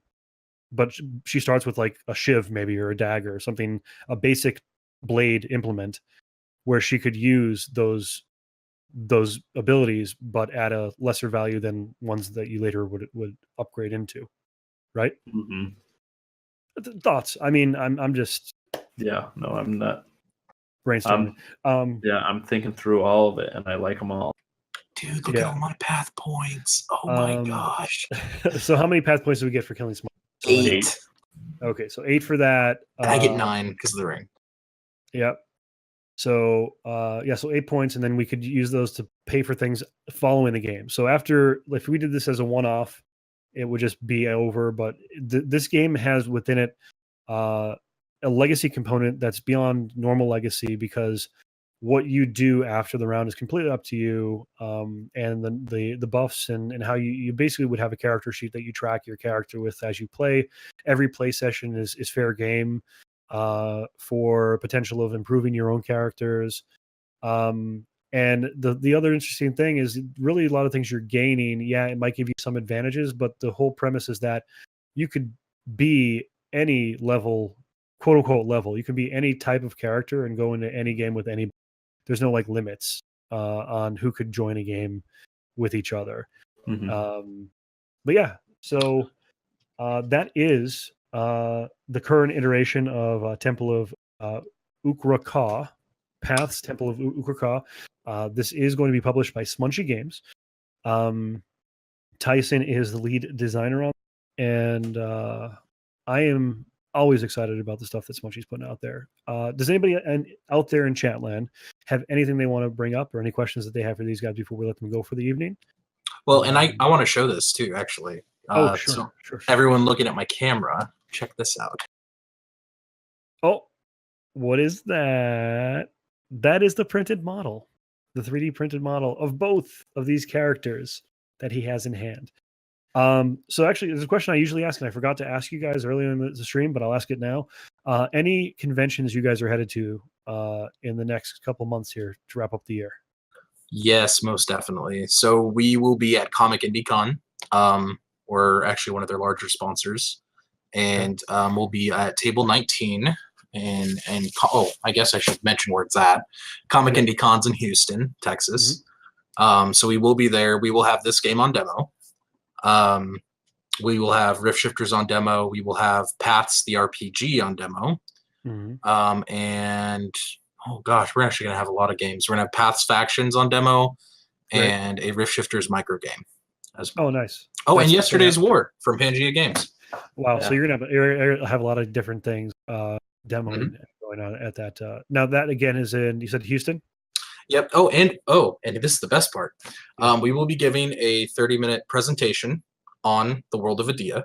So if you go there, we will be on stage and we will be giving a presentation of more so of what the world is, what the game is, what RPGs are. You'll kind of get a dive in to that. Yeah, and we'll have our book too. If you guys don't know, go ahead and follow Smunch on social media as well. I know he does a lot of streams. So if you have questions about, how the games are developing, how his systems are developing, if you want to pick his brain about the things that he is coming up with, you can join on those lore streams that he does, which are actually a lot of fun. Which is funny too, because Sean and I often talk about them. He's like, "Why do people show up at those?" And he loves it. Yeah, but he's just surprised that he looks down and he's like, "Wow, there's 16 people watching me just talk about my the stuff I'm creating." So it's good. That's why, Sean. Oh, thank you very much. But I want to thank everybody who came out tonight. And please join up with the Discord for Geek Spiel. This game is a module currently available on Tabletop Simulator. If you want to play this game with anybody in the Geek Spiel community, you have access to do that, as well as a massive library of games between Tabletopia and Tabletop Simulator. Many of our members, our core members here, are up for games all the time when we can. We have busy lives outside of this, but when we can, we definitely want to sit down and get games going. And a large part of that is our community being involved with what we do. So I think that's it for tonight. Sean, again, thank you very much. Tyson, thank you guys for joining us tonight. Appreciate your time. Yeah, it was a pleasure. It was awesome. Man. I always thank the guys from Geek Spiel. Thanks you guys for the opportunity to do this. This is one of my favorite nights of the week, to be able to sit down and talk with creators and do what we do here. And we will see you next Wednesday with another episode of Table Craft. And one last note real quick, Sean's book, what's the title of that book, Sean? Paths, A War Drum of Death. Paths, A War Drum of Death should be available for purchase when? So we are looking at the end of this month. Okay. Whoa. Yeah. So by the end of this month, it's likely that you'll be able to pre-order or at least get your hands on a copy of Sean's book that is based on the lore system within Paths and give you a great introduction into the game that he'll be releasing for role playing. I think it's a romantic comedy. Yes. Wardrobe of Death it oozes. Our producer in my ear said, "Is it a romantic comedy?" Yes. Wardrobe of Death oozes romance and comedy. Rom-com, if you will. Rom-com. Oh Rom-com. gosh. So that's it, guys. Thanks again. We will see you next Wednesday. Good night.